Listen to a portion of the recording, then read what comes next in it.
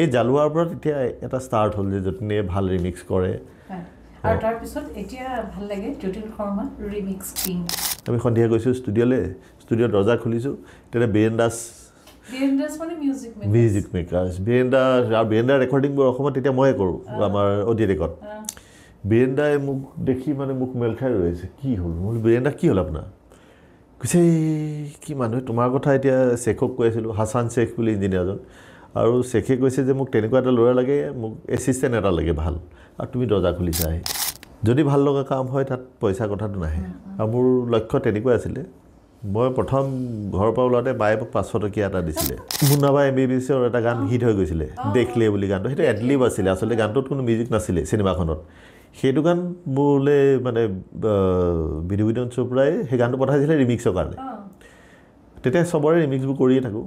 আৰু সেই গানটোৰ ৰিমিক্সটো আচলতে বেছি পপুলাৰ হৈ গ'ল সেইকাৰণে কৈছোঁ এতিয়াও গায় আশাজীয়ে আৰু তেওঁলোকৰ ডেডিকেশ্যন কেনেকুৱা আছিলে বায়েক ভনীয়েককেইজনীৰ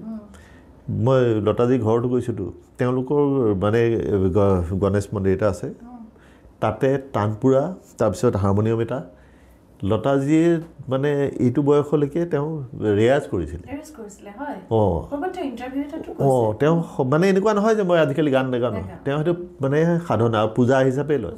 আৰু সেইকাৰণে মন্দিৰতে থয় হাৰমনিয়ামটো আৰু তেওঁ সদায় ৰেয়াজ কৰাৰ সময়ত এজন গুৰু লাগে তেওঁক শিকাবলৈ নহয় তেওঁ কোনোবা এজন সন্মুখত থাকিলে ৰেয়াজ কৰে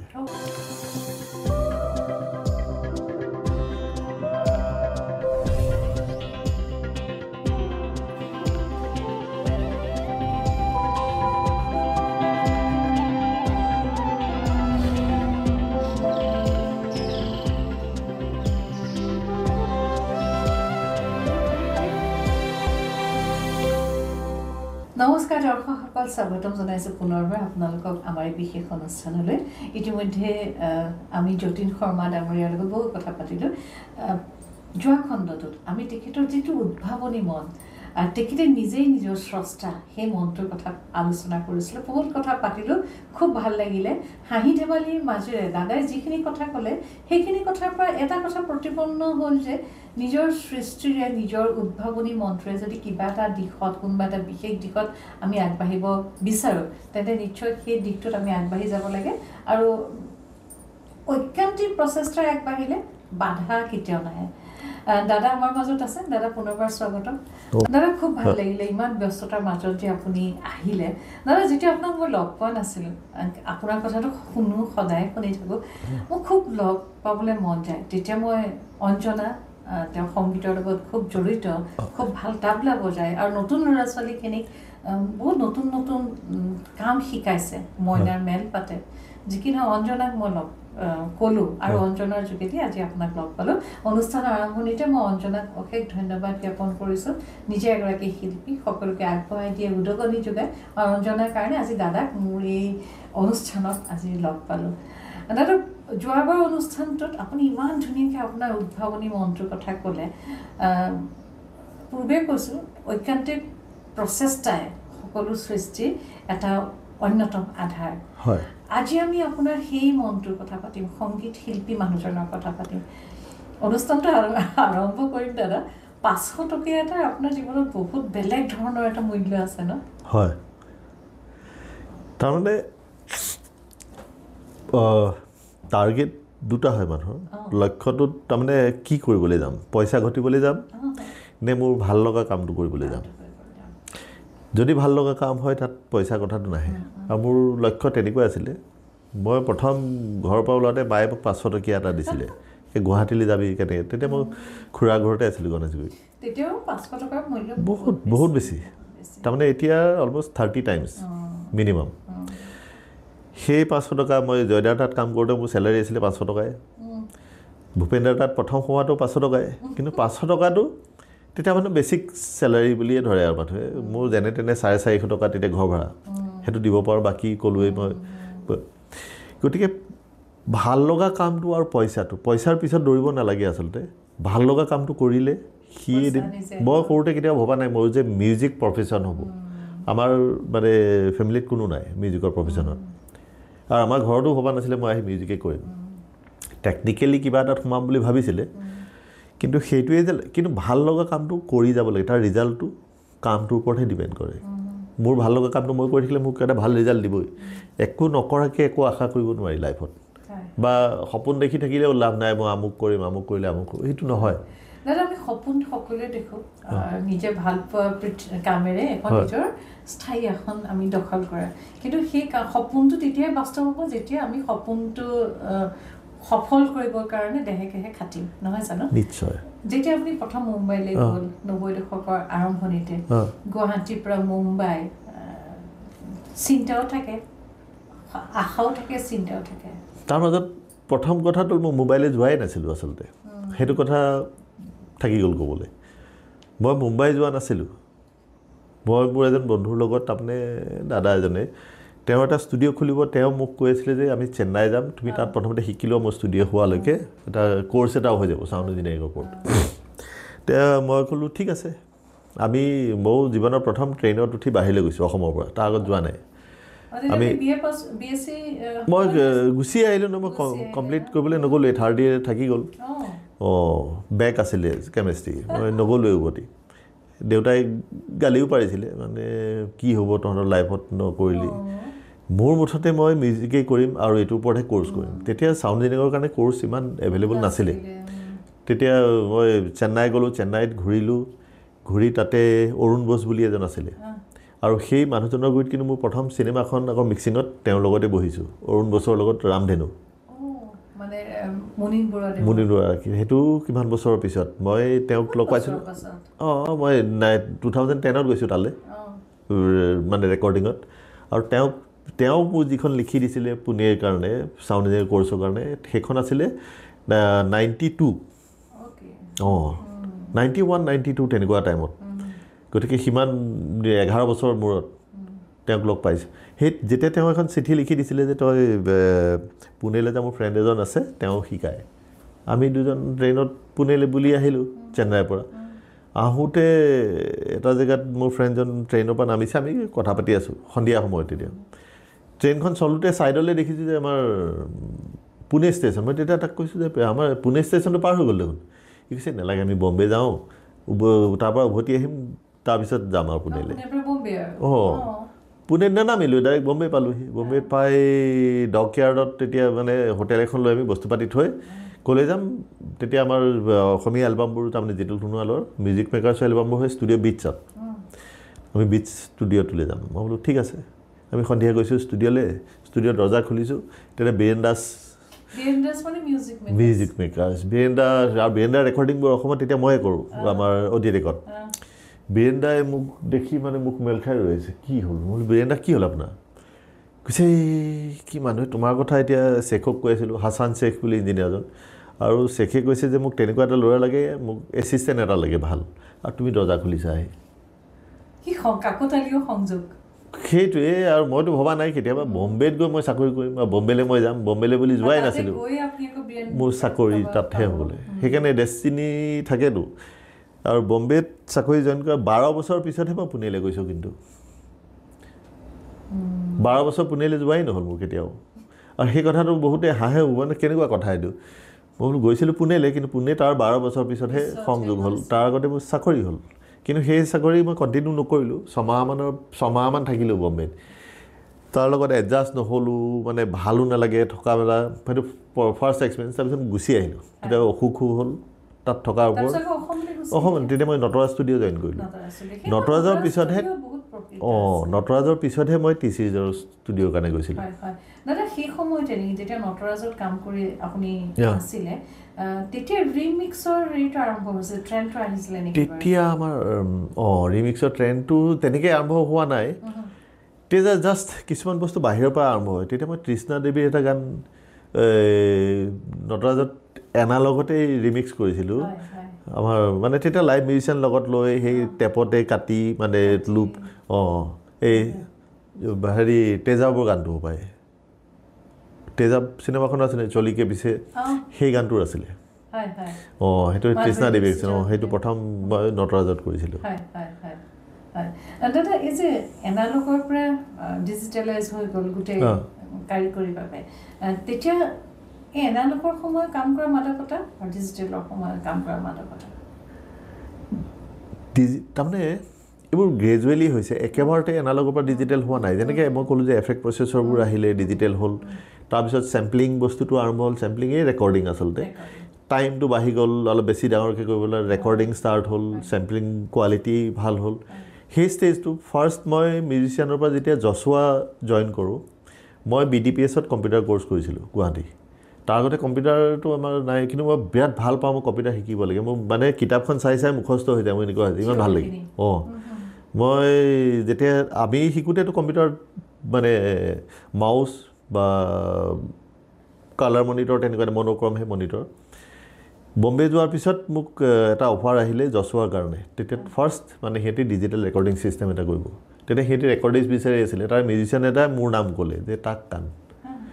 এতিয়া মোক অফাৰ দিলে, মই ফাৰ্ষ্ট মানে ছিষ্টেমটো চাওঁতে আমি প্ৰথম মাউচত হাত দিছোঁ আৰু, কিন্তু কম্পিউটাৰৰ বিষয়ে জানো আৰু কম্পিউটাৰটো কি। কিন্তু ইমান এক্সাইটেড, ফাৰ্ষ্ট ডেটো তেনেকৈ এটা যে বস্তু তেনেকৈ ৰেকৰ্ডিং কৰিব পাৰি, ছাউণ্ডস্কেপ বুলি ছফ্টৱেৰ এটা আছিলে, সেই যি হাত দিলোঁ, তেতিয়া মেনুৱেল চেনুৱেল একো নাই দেই। মেনুৱেলখনো ক'ৰবাৰ পৰা ফটো কপি আনিছিলে, ফাৰ্ষ্ট পেজ আছে, ছেকেণ্ড পেজ নাই, থাৰ্ড পেজ আছে, ফ'ৰ্থ নাই, তেনেকুৱা আধা। মই মেনুৱেল বন্ধ কৰিলোঁ, নিজে শিকা। তাৰপিছত সেই ৰেকৰ্ডিং ষ্টাৰ্ট কৰি জছোৱাত ফাৰ্ষ্ট ডিজিটেল বস্তুটোৰ ওপৰত তেতিয়া ৰিমিক্স বস্তুটো আচলতে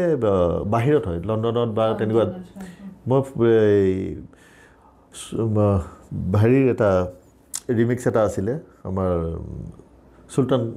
চুলতান খান নহয়, এইটো নুছৰত ফাতে আলি, আফৰি মনত আছেনে? সেইটো তেতিয়া তাৰমানে ৰাজু সিঙে কৈ আছিলে এইটো মানে ট্ৰেকত বাহিৰত। মই বোলো নহয়, আমি ইয়াত কৰোঁ। শিকিছে হ'বনে? বোলো হ'ব। ফাৰ্ষ্ট আমি তাত সেই ট্ৰেকটো কৰিছোঁ, আৰু সেইটো বিৰাট পপুলাৰো হৈছিলে আফৰি। তেতিয়া সেই সুধিছিলে মানুহে এফেক্টছবোৰ কেনেকৈ কৰিছিলি। মই সেই আলাপবোৰ ৰিভাৰ্চ কৰা, আচলতে নুছৰত ফাতে আলি তেনেকৈ গোৱা নাছিলে। মই তেতিয়া সেইবোৰ মানে ৰিভাৰ্চ প্লে' কৰা, কাটি সৰু সৰু টুকুৰা কেনেকৈ কোৱাণ্টাইজ কৰিব পাৰি, সেইবোৰ ডিজিটেলত মোৰ সেই ফাৰ্ষ্ট ৰিমিক্স এণ্ট্ৰিটোৱে সেইটো। তাৰপিছত জালোৱা এলবাম। তেতিয়া মই ৰিমিক্স কি বস্তু নাজানো সঁচাকৈ, কয় তেতিয়া গোটেই ৰিমিক্সৰ এটা ধাৰাই চলি আছিলে, আৰু সেইবোৰ মেক্সিমাম মই কৰাই তাৰমানে ৰিমিক্স সেইটো সময়ত। এই জালোৱা যেতিয়া ষ্টাৰ্ট হৈছে, মই তাৰ আগতে নাজানো যে DJ কাক কয়, ক্লাব কি বস্তু, কেতিয়াওতো যোৱা নাই, শুনোহে নামবোৰ।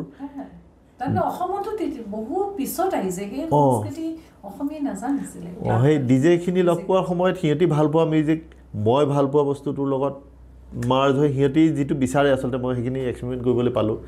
এই জালোৱাৰ পৰা তেতিয়া এটা ষ্টাৰ্ট হ'ল যে যতীনে ভাল ৰিমিক্স কৰে। আৰু তাৰপিছত এতিয়া ভাল লাগে যতীন শৰ্মা ৰিমিক্স কিং, সেই সন্মানটো আমাক বৰ ভাল লাগে। দাদা, বহু সন্মান আপুনি জীৱনত অৰ্জন কৰিছে, সেয়া আনুষ্ঠানিক সন্মান, আপুনি ৰাইজে দিয়া সন্মান, ৰাইজে মনত ৰাখি যোৱা সন্মান। এই সন্মানৰ কথা যেতিয়া আমি আলোচনা কৰোঁ, এটা কথা কৈ খুব ভাল লাগে, শুনি ভাল লাগে, যেতিয়া লতা মংগেশকাৰ ৯২তম জন্মদিন হৈছিলে, আপুনি যিটো উপহাৰ লতা মংগেশকাৰজীক দিছিলে, তেওঁ কৈছিল যে জীৱনত বহু উপহাৰ পালে, কিন্তু যতীন শৰ্মাই দিয়া উপহাৰটোতকৈ শ্ৰেষ্ঠ উপহাৰ মই পোৱা নাই। লতা মংগেশকাৰৰ সংগীত সম্ৰাজ্ঞী এগৰাকী মুখত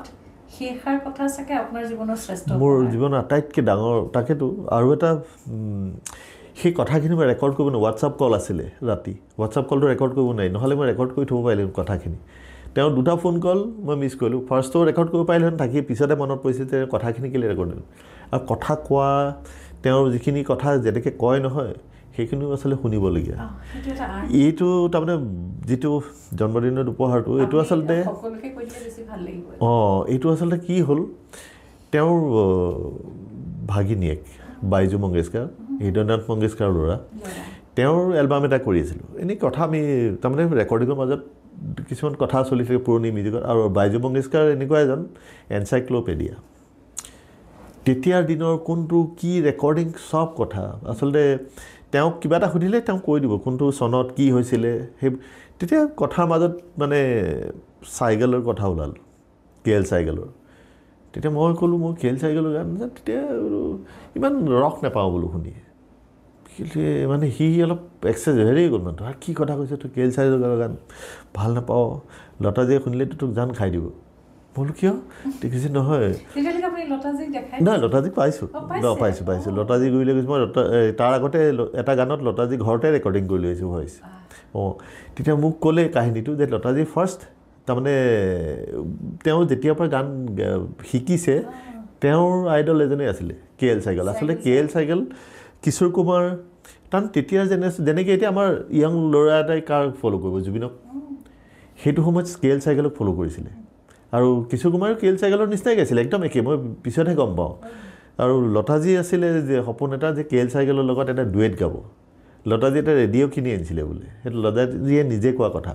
ৰেডিঅ'টো কিনি অনাৰ পিছত ঘৰত মানে গান শুনিব আৰু KL চাইকেলৰ গান শুনিবলগীয়া তেতিয়া ৰেডিঅ'তহে বাজে অন কৰিছে সেই প্ৰথম নিউজটোতে আহিছে KL চাইকেল সেইদিনা এক্সপায়াৰ হৈছে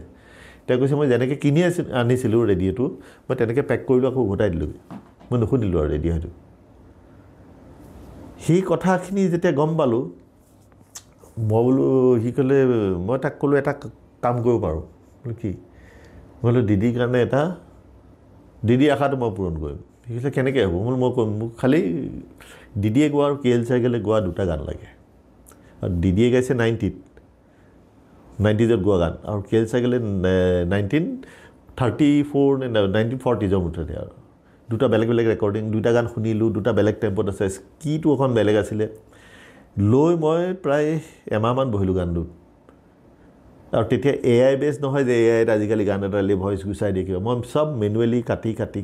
কৰা কৰি গানটো ডুৱেট বনাই ৰেডি তাৰপিছত ইয়ালৈ হোৱাটছআপ কৰিছোঁ বাৰ্থডে দিনা বাইজুলে মানে ভয় লাগিছে কিবা কয় তাৰপিছত বাইজুৱে কি কৰিলে মানে সেই দিদিয়ে কেক কাটোতে ওচৰতে মোবাইলটোত গানটো বজাই দিছে কি তেওঁ মন দি শুনি মানে চকু পানী ওলাই গৈছে তেওঁ সপোনত নভবা কথা এটা তাৰমানে মোৰ এটা ডুৱেট চাইকেলৰ লগত লগে লগে কৈছে যদিও ফোনটো লগাই দিছোন সেই তেতিয়া মোক ফোন কৰিছে তেওঁ আৰু সেইটো মানে সেইকাৰণে কৈছোঁ কিছুমান কাম মানে কৰা যে সাৰ্থক এটা হয় যদি মই সেইদিনা নিদিলোহেঁতেন ভাবিলোহেঁতেন যদি নেক্সট বাৰ্থডেত দিম নাপালোহেঁতেন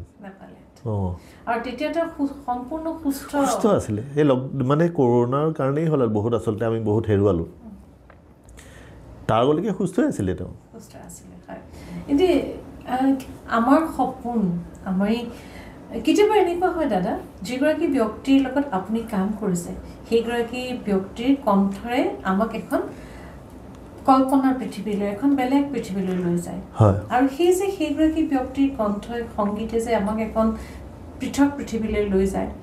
সেই পৃথক পৃথিৱীলৈ লৈ যোৱাৰ সেই যাত্ৰাটোত কিন্তু সংগীত শিল্পীগৰাকীৰ লগতে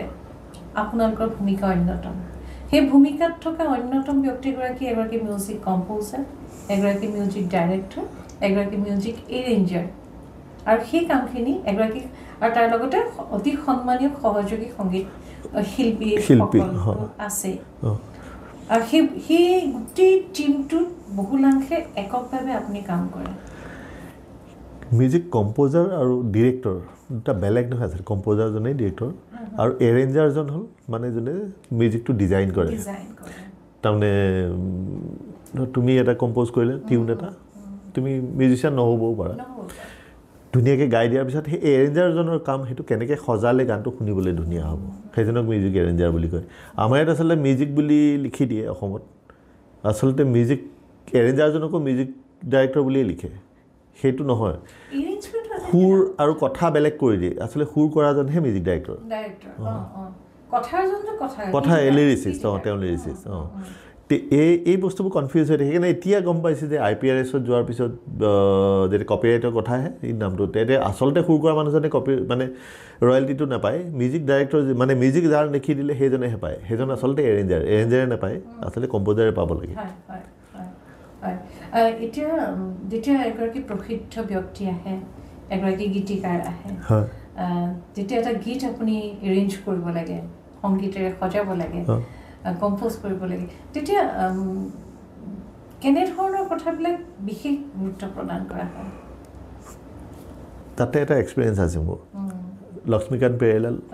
পেয়াৰীলাল শৰ্মা তাৰমানে মোৰ তেতিয়া সেই সময়ত কি হৈছিলে মুন্নাবাই MBBSৰ এটা গান হিট হৈ গৈছিলে দেখলে বুলি গানটো সেইটো এডলিব আছিলে আচলতে গানটোত কোনো মিউজিক নাছিলে চিনেমাখনত সেইটো গান মোলৈ মানে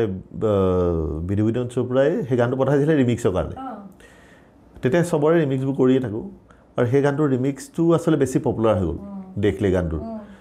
আৰু এই তেনেকৈ মানুহবোৰে গম পায় যে তেতিয়া পেৰিলাল আহিছিলে মোবাইলে তেওঁ যিবোৰ কাম কৰি থাকে মোৰ হয়তো এটা গান কৰাব আৰু পেৰিলাল শৰ্মাৰ গান এটা মই এৰেঞ্জ কৰিম এইটো মানে মোৰ কাৰণে সেইটো মই সপোনতো ভাবিব নোৱাৰোঁ তেওঁৰ লগতে বহিবলৈ ভয় লাগে তেওঁলোক কেনেকুৱা মিউজিচিয়ান তাৰমানে চিনেমা এখন চাই লিখি যাব পাৰে মিউজিকৰ পাৰ্ট অকল এটা পাৰ্ট নহয় তাতে ব্ৰাছ ছেকশ্যনো লিখিব ষ্ট্ৰিংছো লিখিব ৰিডম ছেকশ্যনৰ চব লিখি যায় চাইতেই BPMৰ সৈতে আৰু মিউজিকৰ ছিটবোৰ দিয়াৰ পিছত চাই বজালে এনেকুৱা লাগে যেন প্ৰগ্ৰেমিং কৰি উঠিছে কম্পিউটাৰ টাইপ তেওঁলোকৰ লগত বহি মই এৰেঞ্জ কৰিম মানে মই তেওঁৰ মতন মই মিউজিকৰ মতও নাজানো আচলতে কিন্তু তেওঁক মোৰ ষ্টাইলৰহে কিবা এটা কাম লাগে আহি যেতিয়া মোক এটা হৈ গ'ল সেইটো শ্ৰেয়াই গাইছিলে গানটো মোক গানটো প্ৰথমতে শুনালে তেওঁ গায়ে গানটো শুনোৱাৰ পিছত মোক ক'লে তই এইটো বনাই থবি কাইলৈ আহি শুনিম মোৰ ভয়ো লাগিছে কি শুনাম এতিয়া মানুহজনক পিয়াৰীলালৰ নিচিনা মানুহ এজন তাৰপিছত মই গানটো মোৰ মতে এৰেঞ্জ কৰিলোঁ আৰু পিছদিনা আহিছে তেওঁ শুনি বিৰাট তেওঁলোক আচলতে গুণী মানুহবোৰ এটা আছে কেতিয়াও মানুহক ডিছকাৰেজ নকৰে বেলেগক মানে খুব প্ৰশংসা কৰে এনকাৰেজ কৰে তেওঁলোকে আৰু তেওঁ আহিও শুনি খুব ভাল পালে তাৰপিছত মই ক'লোঁ যে মানে মই যে যিখিনি কৰ্ড লাইন লগাইছোঁ আপুনি ভাল পাইছে নেকি কথাটো তেতিয়া তেওঁ ক'লে এইটো কোনো ফৰ্মুলা নাই তেওঁ ক'লে যে তই যি ভাল লাগে তোৰ টেষ্টটো মই সেইকাৰণেই তোৰ ওলাই আহিছোঁ মোৰ এইটো শুনি ভাল লাগিছে হয়তো মই বেলেগকৈ ভাবিলোঁহেঁতেন কিন্তু তই ভবাটো মোৰ ভাল লাগিছে আৰু মিউজিকটো শুনিহে কৰে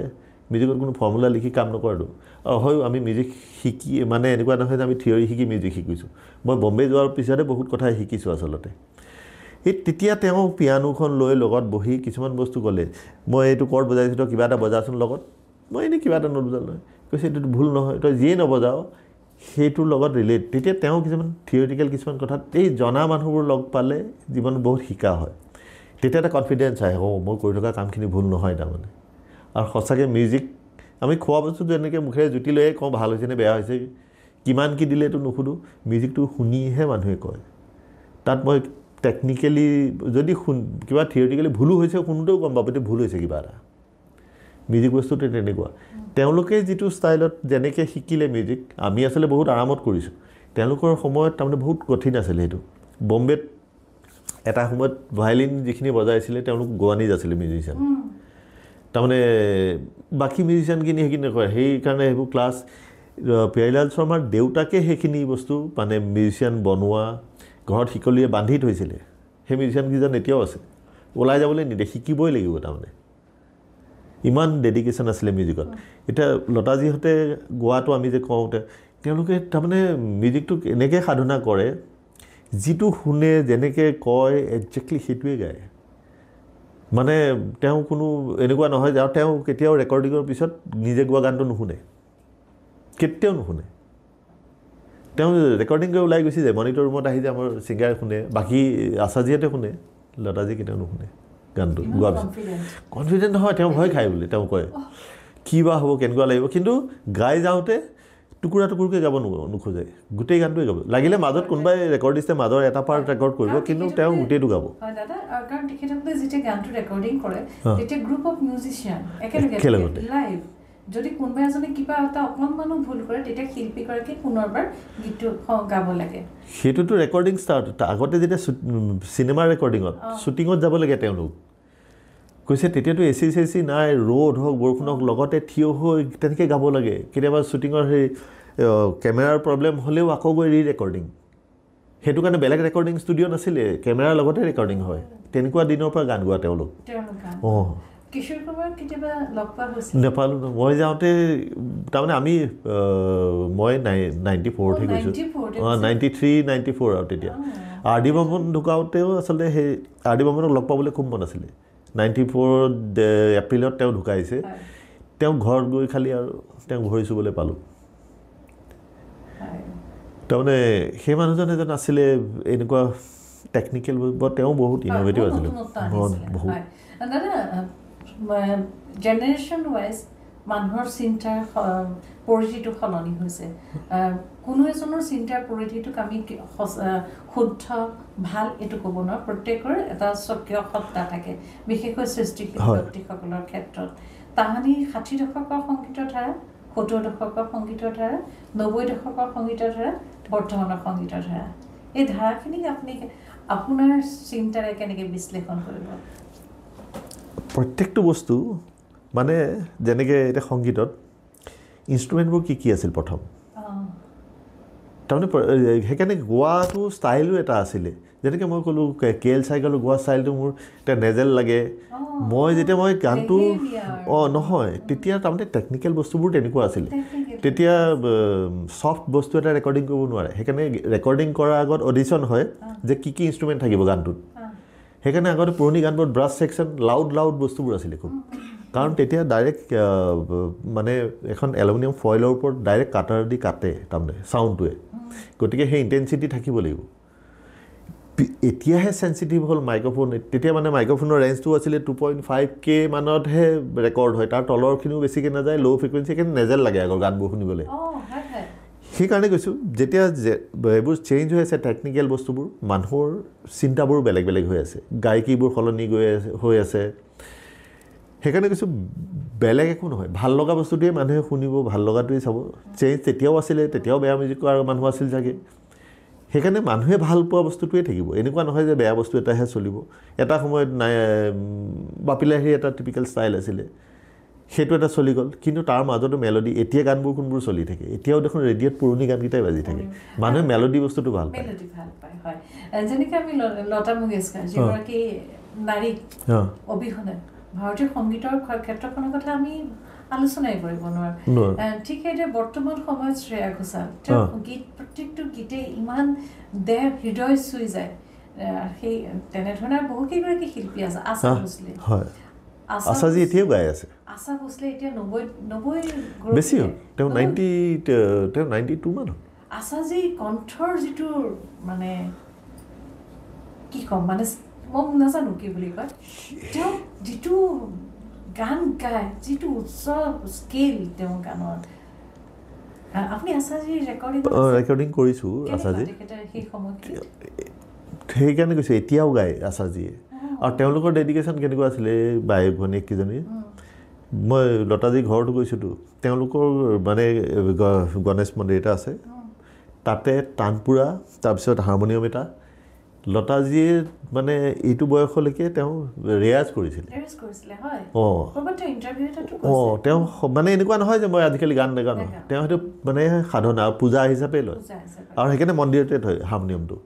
আৰু তেওঁ সদায় ৰেয়াজ কৰাৰ সময়ত এজন গুৰু লাগে তেওঁক শিকাবলৈ নহয় তেওঁ কোনোবা এজন সন্মুখত থাকিলে ৰেয়াজ কৰে তাৰমানে সেইটো তেতিয়া ভাবে যে মই এটা মানে যেনেকৈ এজন গুৰুৰ সন্মুখত শিকিলেহে শিকা হয় যে তেওঁলোকৰ চিন্তাটো তেনেকুৱা আছে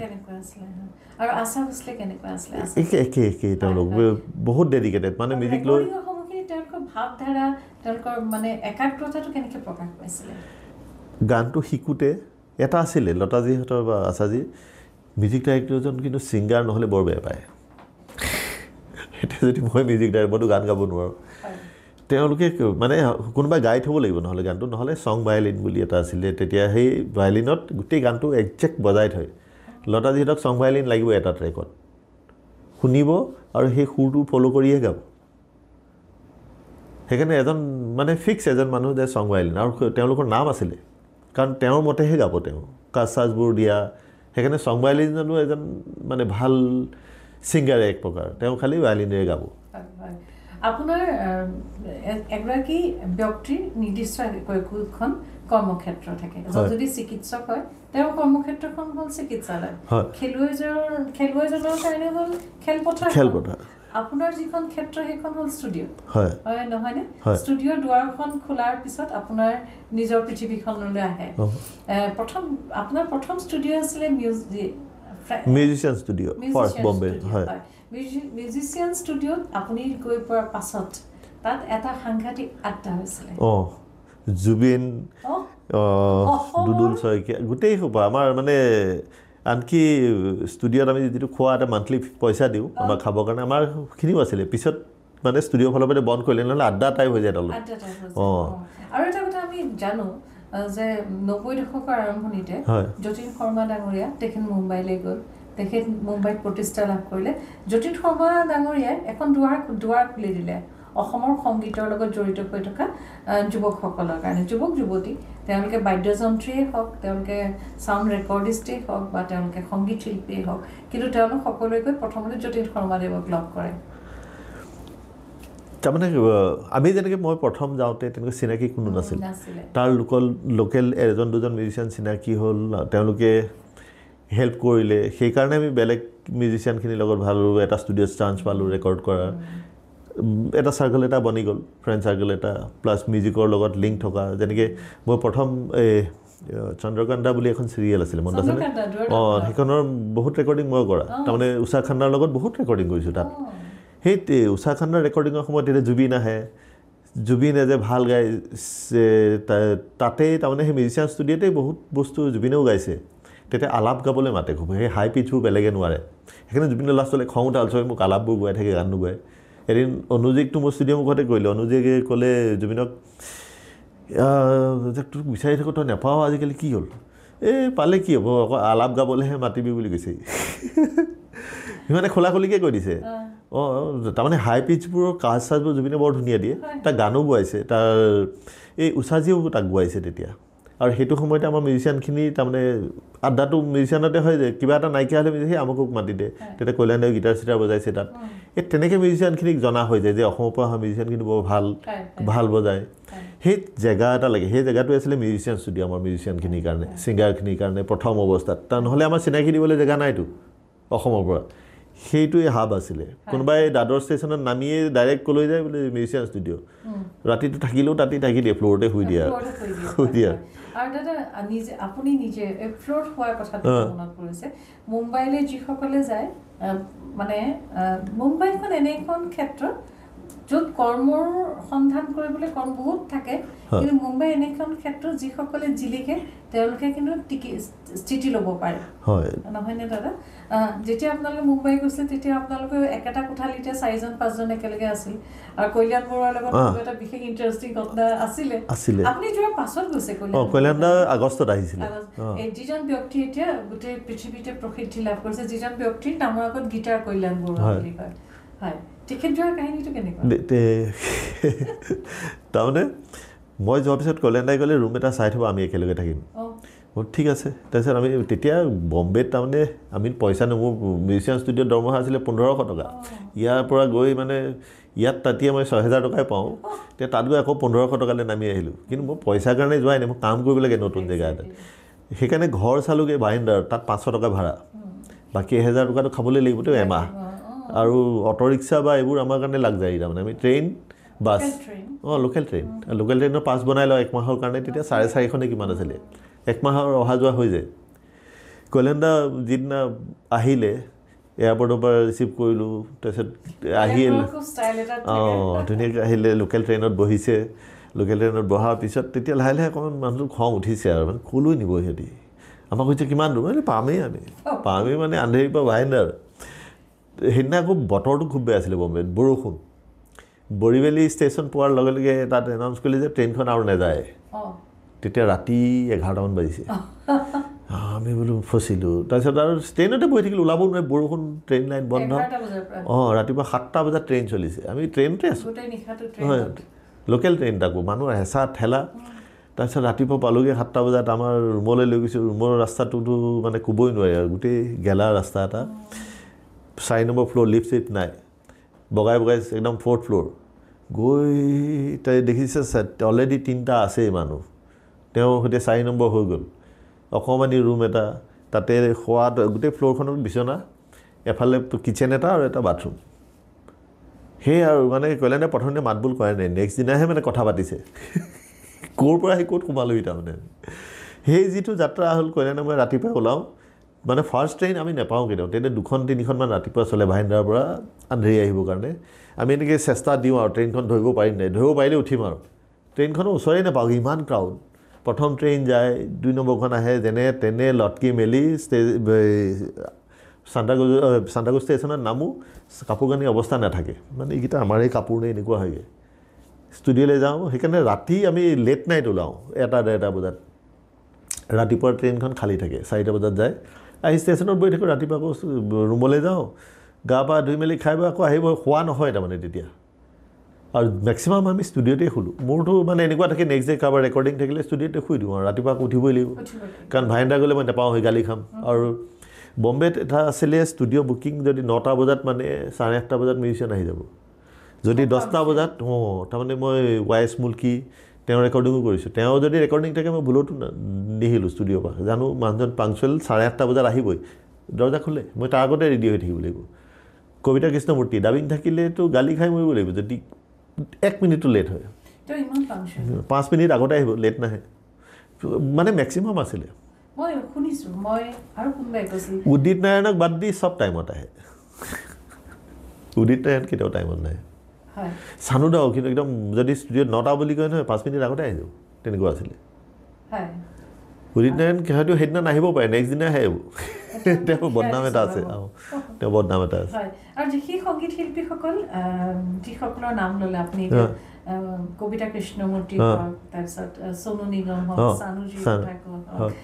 তেওঁলোকে মানে সেই সময়খিনিত তেওঁলোকে অকল সেই গানটোৰ মাজতে সম্পূৰ্ণ নিমগ্ন হৈ থাকে। আৰু সেইটো থাকিবই লাগিব, তাৰমানে বম্বেখন এনেকুৱা এটা জেগা, মই যে ক'লোঁ কনফিডেঞ্চ নাথাকিলে লাভ নাই বম্বেত। আৰু কনফিডেঞ্চটো কেতিয়া আহিব, নলেজটো থাকিব লাগিব, নিজৰ জেগাটো ঠিক ৰাখিব লাগিব। তাত চান্স এটাই আহে, ফাৰ্ষ্ট চান্সটোত যদি ভাল হ'ল টিকি গ'ল। কল্যাণদাও তেনেকুৱা আছিলে, প্ৰথম কল্যাণদাৰ গীটাৰ টোন শুনিয়ে তাত মানুহে নতুন এটা পাইছে, তো তাত চলি থকা টাইপ নাছিলে কল্যাণদা, সেইকাৰণে চব মানুহৰ মুখে মুখে কল্যাণ। তেতিয়া সেই জেকি বুলি কীবৰ্ড প্লেয়াৰ এটা আছিলে, এতিয়াও আছে, যে বিৰাট নাম থকা, উষাজীৰ লগত মেক্সিমাম সি থাকে, উষা খান্না। তেতিয়া সেই জেকিয়ে অনুমালিকক মানে হেৰি কথা কৈছিলে, কল্যাণদাৰ কথা। কল্যাণ বৰুৱা লাকি আলিৰ লগতো বছৰ তেখেতে কাম কৰিছে। আৰু মোৰ আৰু এজন শিল্পীক মই বৰ ভাল পাইছিলোঁ, তেখেত হ'ল কে মই একদম ষ্টাৰ্টিঙৰ পৰা পাইছোঁ কে ফাৰ্ষ্ট জছুৱাত এটা ৰেকৰ্ডিং কৰিছিলোঁ। যিজন ব্যক্তিৰ বাবে কিশোৰ কুমাৰ ভগৱান সদৃশ আছিলে, যিজন ব্যক্তিয়ে কিশোৰ কুমাৰৰ দৰে কোনো আনুষ্ঠানিক সংগীতৰ শিক্ষা নোহোৱাকৈ ইমান সুন্দৰ গীত গাইছিল। এতিয়াও কে গান যেতিয়া আমি শুনো খুব ভাল লাগে। সেই ব্যক্তিসকলৰ সান্নিধ্যই আচলতে বহু কথাকো নতুনকৈ শিকায়। দাদা, দেশ দেশান্তৰে আপোনাৰ খ্যাতি বিয়পি গৈছে, আপুনি জাপানতো খুব সুন্দৰ আপোনাৰ হেৰি আছে, এচিভমেণ্ট আছে, সেয়া আলোচনা কৰিম। কিন্তু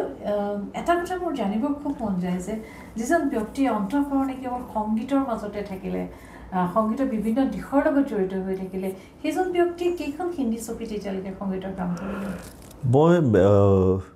মানে এজ এ এৰেঞ্জাৰ ৱৰ্কড, তাৰপিছত কেইবাখনো চিনেমা লিষ্ট উলিয়াবলৈ বহুত আছে। তাৰপিছত বহুত চিনেমাৰ তাৰমানে ৰিমিক্স পাৰ্টটো মই কৰা, যেনেকৈ খাকী, তাৰপিছত মুন্না ভাই MBBS, তাৰ এটা গান সেইটোৱে পপুলাৰ। খাকীৰো মই কৰা গানটোৱে আচলতে বেকগ্ৰাউণ্ড মিউজিকটো মই কৰাটোৱে গোটেইটো, সেইটোৱে বাজে গীটাৰ পাৰ্টখিনি। তেনেকুৱাকৈ বহুত চিনেমা আছে, আচলতে এতিয়া লিষ্ট উলিয়াব লাগিব, মোৰ ইমানখিনি মনত নাই। আচলতে যেতিয়া কাম এটা কৰি যোৱা যায় তেতিয়া ইমান মানে মনত থাকি যোৱা নাযায়, কাৰণ ইটোৰ পাছত সিটো কাম আহি থাকে, নহয় জানো? তেনেকৈ অসমৰ সংগীতৰ ক্ষেত্ৰখনতো আপোনাৰ যথেষ্ট অৱদান আছে। অসমৰ মোৰ প্ৰথম আচলতে মই মিউজিক ডাইৰেক্টৰ হিচাপে প্ৰথম চান্সটো আচলতে ভাইমন্দাৰ কাৰণে পালোঁ, ৰামধেনু। তাৰমানে মই তাৰ আগতে অসমীয়া চিনেমাত কাম কৰা নাই, সেইটো এটা ইনচিডেণ্ট আছিল। ভাইমন্দা ৰামধেনুখন মানে প্লেন হোৱাৰ পিছত মিউজিক ডাইৰেক্টৰ বিচাৰি আছিলে, জুবিনে কৰাৰ কথা আছিলে, জুবিনে সময় দিব পৰা নাই। তেতিয়া তাৰমানে মোক ৰিজুৱে ফোন কৰিছিলে এবাৰ বম্বেলৈ, যে বম্বেত কোনোবা মিউজিক ডাইৰেক্টৰ আছে নেকি, নাম্বাৰ দিয়াচোন। মই বোলো উৎপল দা আছে, ধ্ৰুৱ দা আছে, মই নাম্বাৰ দিলোঁ। বোলে আমি এখন নতুন চিনেমা কৰি আছোঁ, তাৰ কাৰণে এতিয়া মিউজিক ডাইৰেক্টৰ লাগে নতুন, কথা চথা অলপ নাম্বাৰ চাম্বাৰ। তাৰপিছত মোক সুধিলে তুমি কি কৰি আছা? সেই সময়ত মই মালয়েছিয়ান কুইনৰ কাৰণে গান বনাই আছিলোঁ। এই ৰং দিয়া মৰম গানটো আচলতে মালয়েছিয়ান কুইনৰ কাৰণে বনাইছিলে, হিন্দীত আছিলে, আৰু হিন্দীটো লিখিছিলে চাবি চাবৰৱাল বুলি, শিৱসাগৰ ল'ৰা এজন, খুব ভাল লিখে সি। তাৰপিছত মোক ক'লে তুমি শুনাবাচোন তুমি কি কৰি আছা। মই সেই গানটো পঠাই দিছিলোঁ শুনিবৰ কাৰণে। তেতিয়া ভাইমন্দাই ক'লে এই গানটো লগ কৰিবলৈ তাক। আৰু সেই গানটোৰে ষ্টাৰ্ট হ'ল আচলতে ৰামধেনু চিনেমাখনৰ মিউজিক হয় তাৰপিছত লাহে লাহে আপুনি লাহে তাৰপিছত ৰ'দ বহনিমান নিজানৰ গান কেইবাখনো লাইন তাৰোপৰি সংগীত মানে বোলছবি সংগীত নহয় আপুনি আধুনিক গীত আৰু মানে গায়কীয়াকে যিবিলাক সংগীত হয় মানে ব্যক্তি বিশেষক বহু গীতত আপুনি সংগীত সজাইছে হয় আমি বম্বে বুলি ক'লে আৰু এটা কথা কথা কণ্ঠ সংগীত সূৰ্য হয় এই সংগীত সূৰ্যক আপুনি কেনেকৈ লগ পাইছিলে মই এখন টাইমছ মিউজিকৰ এখন হেৰি আছিলে মিউজিক লঞ্চ এটা আছিলে তাত তাৰমানে ভূপেন দাকটো আগতে ওচৰৰ পৰা কেতিয়াও পোৱা নাই ভূপেন দাক দূৰৰ পৰা পাইছোঁ যিমান পাইছোঁ সেইদিনা আকৌ ভূপেন দাক তাত লগ পাইছোঁ ভূপেন দাই মানে ভূপেন দাই ভাল পালে আৰু অসমৰ ল'ৰা ইয়াত কাম কৰি আছা এতিয়া কথা চথা পাতোঁতে ভূপেন দাই ক'লে আহিবাচোন মোৰ ঘৰলৈ আহিবা লক্ষণৱালালৈ সেই ফাৰ্ষ্ট চিনাকি ভূপেন দাৰ লগত তাৰপিছত লক্ষণৱালাৰ ঘৰটো গৈছোঁ কবিতা কি বস্তু ভূপেন দাৰ মুখেৰে শুনা মানুহক গালি দিয়া বস্তু যে মানুহৰ এখন কেলেণ্ডাৰ হ'ব পাৰে সেইকেইটা শুনাৰ পিছতে গম পাইছোঁ মানুহজন কেনেকুৱা এজন মানুহ আৰু ভূপেন দাৰ মই সঁচা কথা কৈছোঁ বহুত বস্তু ওলোৱাই নাই এতিয়ালৈকে সেইখিনি আচলতে ওলালে বহুত ভাল আছিল কেনেকৈ উলিয়াই যাব নাজানো আৰু এটা হ'ল যে মই কেমেৰামেনজনৰ নামটো পাহৰি থাকিলোঁ দক্ষিণাত্যৰ এই ভূপেন দাৰ চিনেমাতে কাম কৰে তেওঁ মানে শ্বুটিঙৰ সময়ত দেৰিকৈ আহে ৰুদালিখন কৰি থাকোঁতে নেকি তাৰপিছত ভূপেন দা মানে খং উঠে সময়ত নাহে চব ৰৈ থাকে সিয়ে চবত সকলোতকৈ দেৰিকৈ আহে বোলে তাই ভূপেন দাক কৈছে মই খং উঠিলে বুজিছানে মই এখন লেটাৰ লিখি পঠাই দিলোঁ ল'ৰা এটাৰ হাতত তাৰপিছত দিলেগৈ সি নেক্সট দিনাৰ পৰা সময়ত আহে তাৰপিছত আৰু ভূপেন দাই ৰুমলৈ যাওঁতে দেখিছে এইখন বন্ধাই থৈছে গালি দিয়া লেটাৰখন তাৰপিছত আমাক পঢ়ি শুনাইছে কি ধুনীয়া কবিতা এটা মানে গালিও যে তেনেকুৱা হ'ব পাৰে মানে সময়ৰ ওপৰত মানে আমাৰ যেতিয়া এতিয়াৰ যুৱ প্ৰজন্মৰ কাৰণে সেইটো বৰ ধুনীয়া কবিতা আছিলে আচলতে আৰু সেই সময়ত আমাৰ মোবাইল যুগত তেনেকুৱা নাছিল নহয় বোলে ৰেকৰ্ড কৰি থৈ দিব পাৰিলোহেঁতেন সেই বস্তুখিনি মিছ কৰোঁ আচলতে ভূপেন দাৰ পৰা আৰু বহুত বস্তু থাকি গ'ল পিছলৈ মানুহজন আইচলেট হৈ গ'ল সেই মানুহজনৰ পৰা সেইখিনি বস্তু উলিয়াব কোনে কেনেকৈ এতিয়া সেইবোৰ কবিতা কাৰণ কল্পনা লাজমিও নাই বৰ ধুনীয়া ধুনীয়া কবিতা আছিলে বিষ্ণুপ্ৰসাদ ৰাভা তেওঁ যিটো যাযাবৰী জীৱন সেই যাযাবৰী জীৱনত তেওঁ যি ঠাইলৈকে যায় য'তে ৰাতি ত'তেই কাটি আছে য'ত থাকে তাতে তেওঁ এটা সৃষ্টি হৈ যায় তেওঁ অ'ত ত'ত ক'ত কিমান তেওঁ লেখনি সিঁচৰিত হৈ পৰি ৰ'ল তাৰ এতিয়াও ঠিকনা নাই ঠিক এতিয়া সুধা কণ্ঠৰ বহু সৃষ্টি এতিয়াও লুকাই আছে হয় দাদা সাধাৰণ ব্যক্তি এজনে কয় যিমানেই মোৰ বয়স বাঢ়ি যায় যিমানেই মোৰ অভিজ্ঞতা বাঢ়ি যায় সিমানেই মোৰ সৃষ্টি পৃথিৱীখনৰ দুৱাৰ দিনক দিনে খোল খাই গৈ থাকে মই আপোনাৰ বয়সৰ কথা নকওঁ যিমানেই সময় গৈ আছে ৯৪ চনৰ পৰা বৰ্তমানৰ সময়লৈকে আপোনাৰ সৃষ্টিশীল মনটো বিভিন্ন অভিজ্ঞ ব্যক্তিৰ সান্নিধ্যৰে আৰু আপোনাৰ নিত্য নতুন কৰ্ষণেৰে আপোনাৰ চিন্তাৰ পৰিসৰ কামৰ পৰিসৰ বাঢ়ি গৈ আছে কিমান নতুনত্ব আনিব বিচাৰিছে কি নতুনত্ব আনিব বিচাৰিছে সদায় কৰা কামখিনি নতুনেই হয় আচলতে মই লাগি থকাতে লাগি নাথাকোঁ মানে সেইটোও কৰোঁ কমপ্লিট নোহোৱালৈকে কিন্তু মই সদায় নতুন কিবা এটা কৰি ভাল পাওঁ এনেকুৱা নহয় যে মিউজিকতেই হ'ব বেলেগ বেলেগ দিশতো মই যিখিনি মই কাৰিকৰী দিশটোও ভাল পাওঁ মই কাৰ্পেণ্ট্ৰিও ভাল পাওঁ খানা বনায়ো ভাল পাওঁ এনেকুৱা নহয় যে মই এইটো কয় মোৰ ঘৰত কোনো ধৰণৰ ছাৰ্ভিচৰ মানুহ নাই AC হওক ফ্ৰিজ ৰিপেয়াৰ কৰিবলৈ হওক ৱাশ্বিং মেচিন বেয়া হওক চব মই নিজে কৰোঁ আৰু এইটো নহয় যে মই মানুহে ক'ব কিনো দৰকাৰ বেলেগ মানুহ আছেনে কৰিব কিয় মই ভাল পাওঁ কামটো কৰি মই বেলেগক মানে বেলেগ মানুহে ভাবে ন এইটোতো কি কাম নহয় এইটো প্লাম্বিঙৰ কামটো প্লাম্বাৰ এটা মাতি ল'ল কিন্তু মই ভবামতে নহয় মোক যিটো লাগে মই নিজে কৰোঁ আৰু নিজে কৰা কামটোৰ সদায় শান্তি এটা থাকে দাদা এগৰাকী ব্যক্তিয়ে যশস্যা কেতিয়াও নিবিচাৰে কাৰণ তেওঁ কামত বিশ্বাস কৰে নহয় জানো দাদা আপুনি এতিয়ালৈকে যিখিনি মৰম পালে লতা মংগেশকাৰৰ দৰে মহিয়সী নাৰী যি আশীৰ্বাদ পালে তাতকৈ বেলেগ নালাগে তাৰ মাজতো আপোনাৰ কৰ্মৰে আপোনাক এখন যশস্যা লৈ আনে নহয় সেই যশস্যাখিনি যদি তালিকাখন আমি জানিব বিচাৰোঁ তাত নিজৰ দেশতকৈ দেশ দেশান্তৰ কাম কৰা যশস্যাও আছে আপুনি কোনখিনি কথা উল্লেখ কৰিব বাৰু যেনেকৈ জাপান মোৰ আটাইতকৈ ভাল লগা জেগা এখন ক'ব নহয় যিমানবাৰ মই এতিয়ালৈকে গ'ল 4-5বাৰমান হ'ল আকৌ যাম এতিয়া জুলাইৰ এণ্ডত যাম তাৰমানে সেইখন জেগা আচলতে মই কৈ দিওঁ মানুহে গ'লেহে এক্সপিৰিয়েঞ্চ কৰিব পাৰিব আচলতে আমি কি কৰি আছোঁ তাত কি হৈ আছে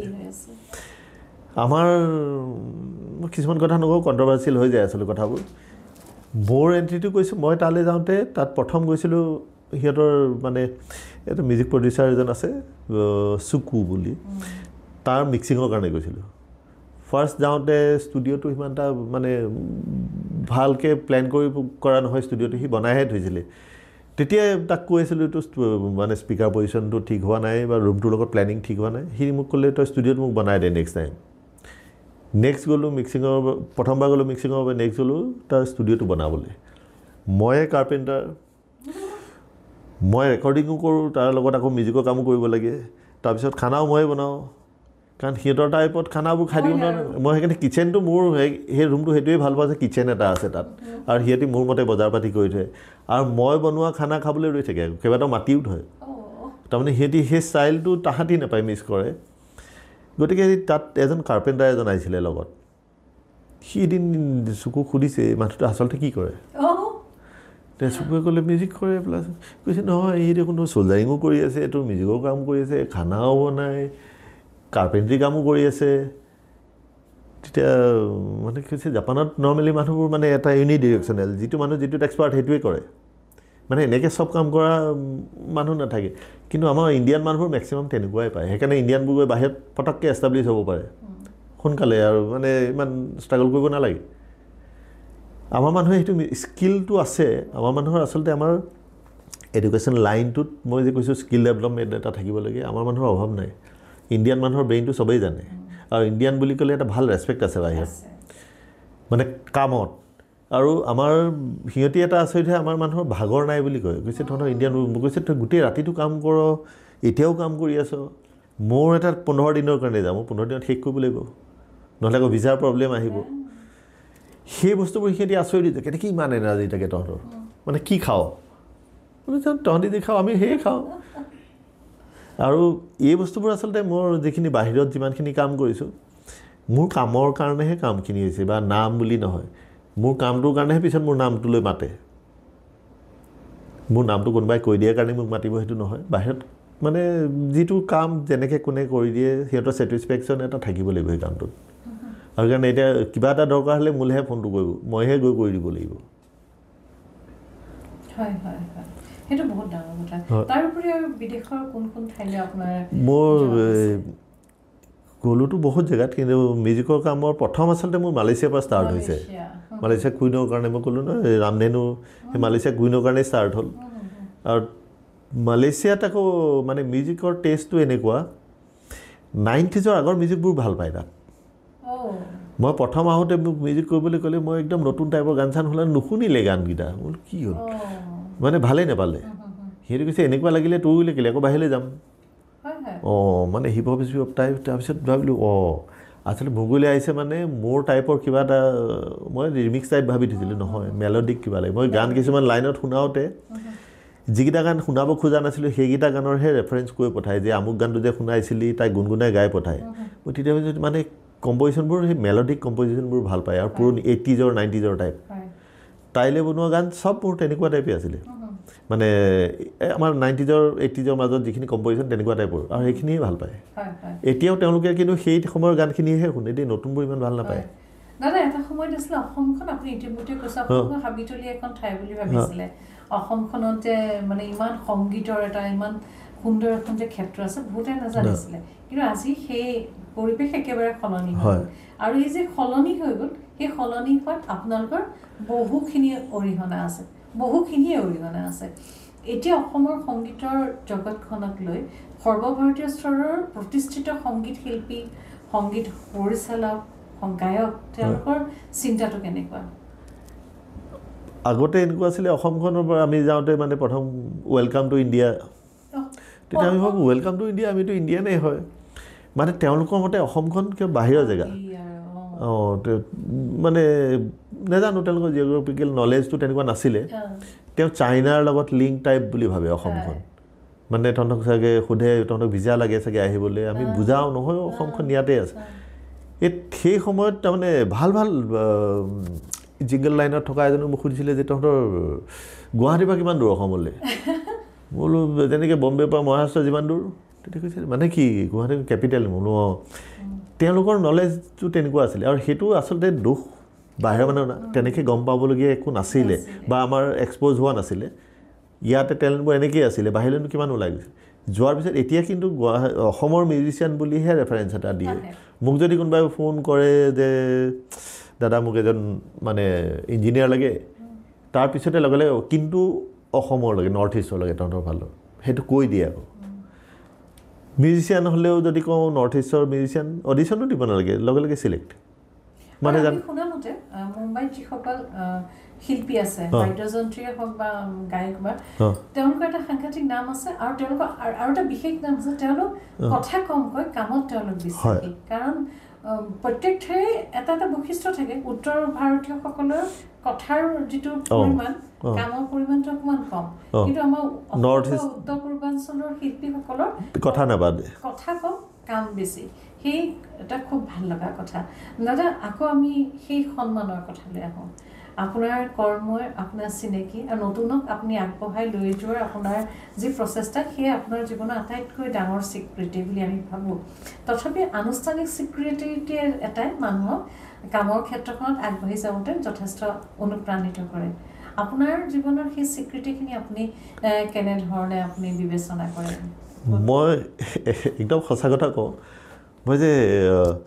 কিবা এটা স্বীকৃতি কেনেকৈ কোনে দিব মই কৈছিলোঁ মই সেই পইণ্টটো নাচাওঁ কেতিয়াও কিন্তু মই সেইকাৰণে মই ছ'চিয়েল মিডিয়া লৈ মানুহে কয় তই যদি মানে ফেচবুকত তেনেকৈ নাথাকোঁ তোক পাহৰি দিওঁ পাহৰি থাকিবলৈ মই বেলেগক মনত ৰাখিবলৈ কৰা নাই কামটো মই ভাল লাগৰ কাৰণেই কৰি আছোঁ সেইকাৰণে মই বেলেগ বেলেগ লাইনত যে কাম কৰি থাকোঁ মোৰ ছেটিছফেকশ্যনৰ কাৰণে যদি মই কৰা কাম কোনোবা 100টাৰ ভিতৰত এটাই ভাল পাইছে মানে সেই মানুহজনৰ স্বীকৃতি এটা মই পাইছোঁ মই তেনেকৈ ভাবোঁ মোৰ বস্তুবোৰ হ'ল মানে এনেকুৱা নহয় যে মোৰ ঘৰত ঢেৰ এৱাৰ্ড থাকিব লাগিব সজাই থ'ম মই সেই সপোনটো কেতিয়াও নেদেখোঁ দাদা কথাটো কেনেকুৱা হয় আগতেও কৈছোঁ প্ৰত্যেকৰ বাবে মন্দিৰৰ সংজ্ঞাটো বেলেগ প্ৰত্যেকৰ কৰ্মক্ষেত্ৰখনে মন্দিৰ হয় আপোনাৰ এতিয়া গীত যিটো ষ্টুডিঅ' সেয়াই আপোনাৰ মন্দিৰ আপুনি মন্দিৰত আৰাধনা কৰে আপোনাৰ কৰ্মৰ মাজেৰে আৰু এই আৰাধনাৰ সময়টো ক্ৰমান্বয়ে আপোনাৰ বাবে বাঢ়ি গৈ আছে কাৰণ যিসকল যশস্বী শিল্পী যিসকল ব্যক্তি এবাৰ আপোনাৰ লগত কাম কৰিছে তেওঁলোকে নিজেতো আহে তেওঁলোকে আকৌ তেওঁলোকৰ মুখেৰে তেওঁলোকে 8-10জনক কয় তেখেত যতীন শৰ্মাৰ ওচৰলৈ যাব আৰু মন্দিৰত সোমাই কৰ্মৰ মাজেৰে পূজা কৰি থকা মানুহ এজনক আকৌ নতুন কিবা এটা যশস্যা কথা চিন্তা কৰিবলৈ আচলতে সময় নাই আপোনালোকৰ নহয় সেইটো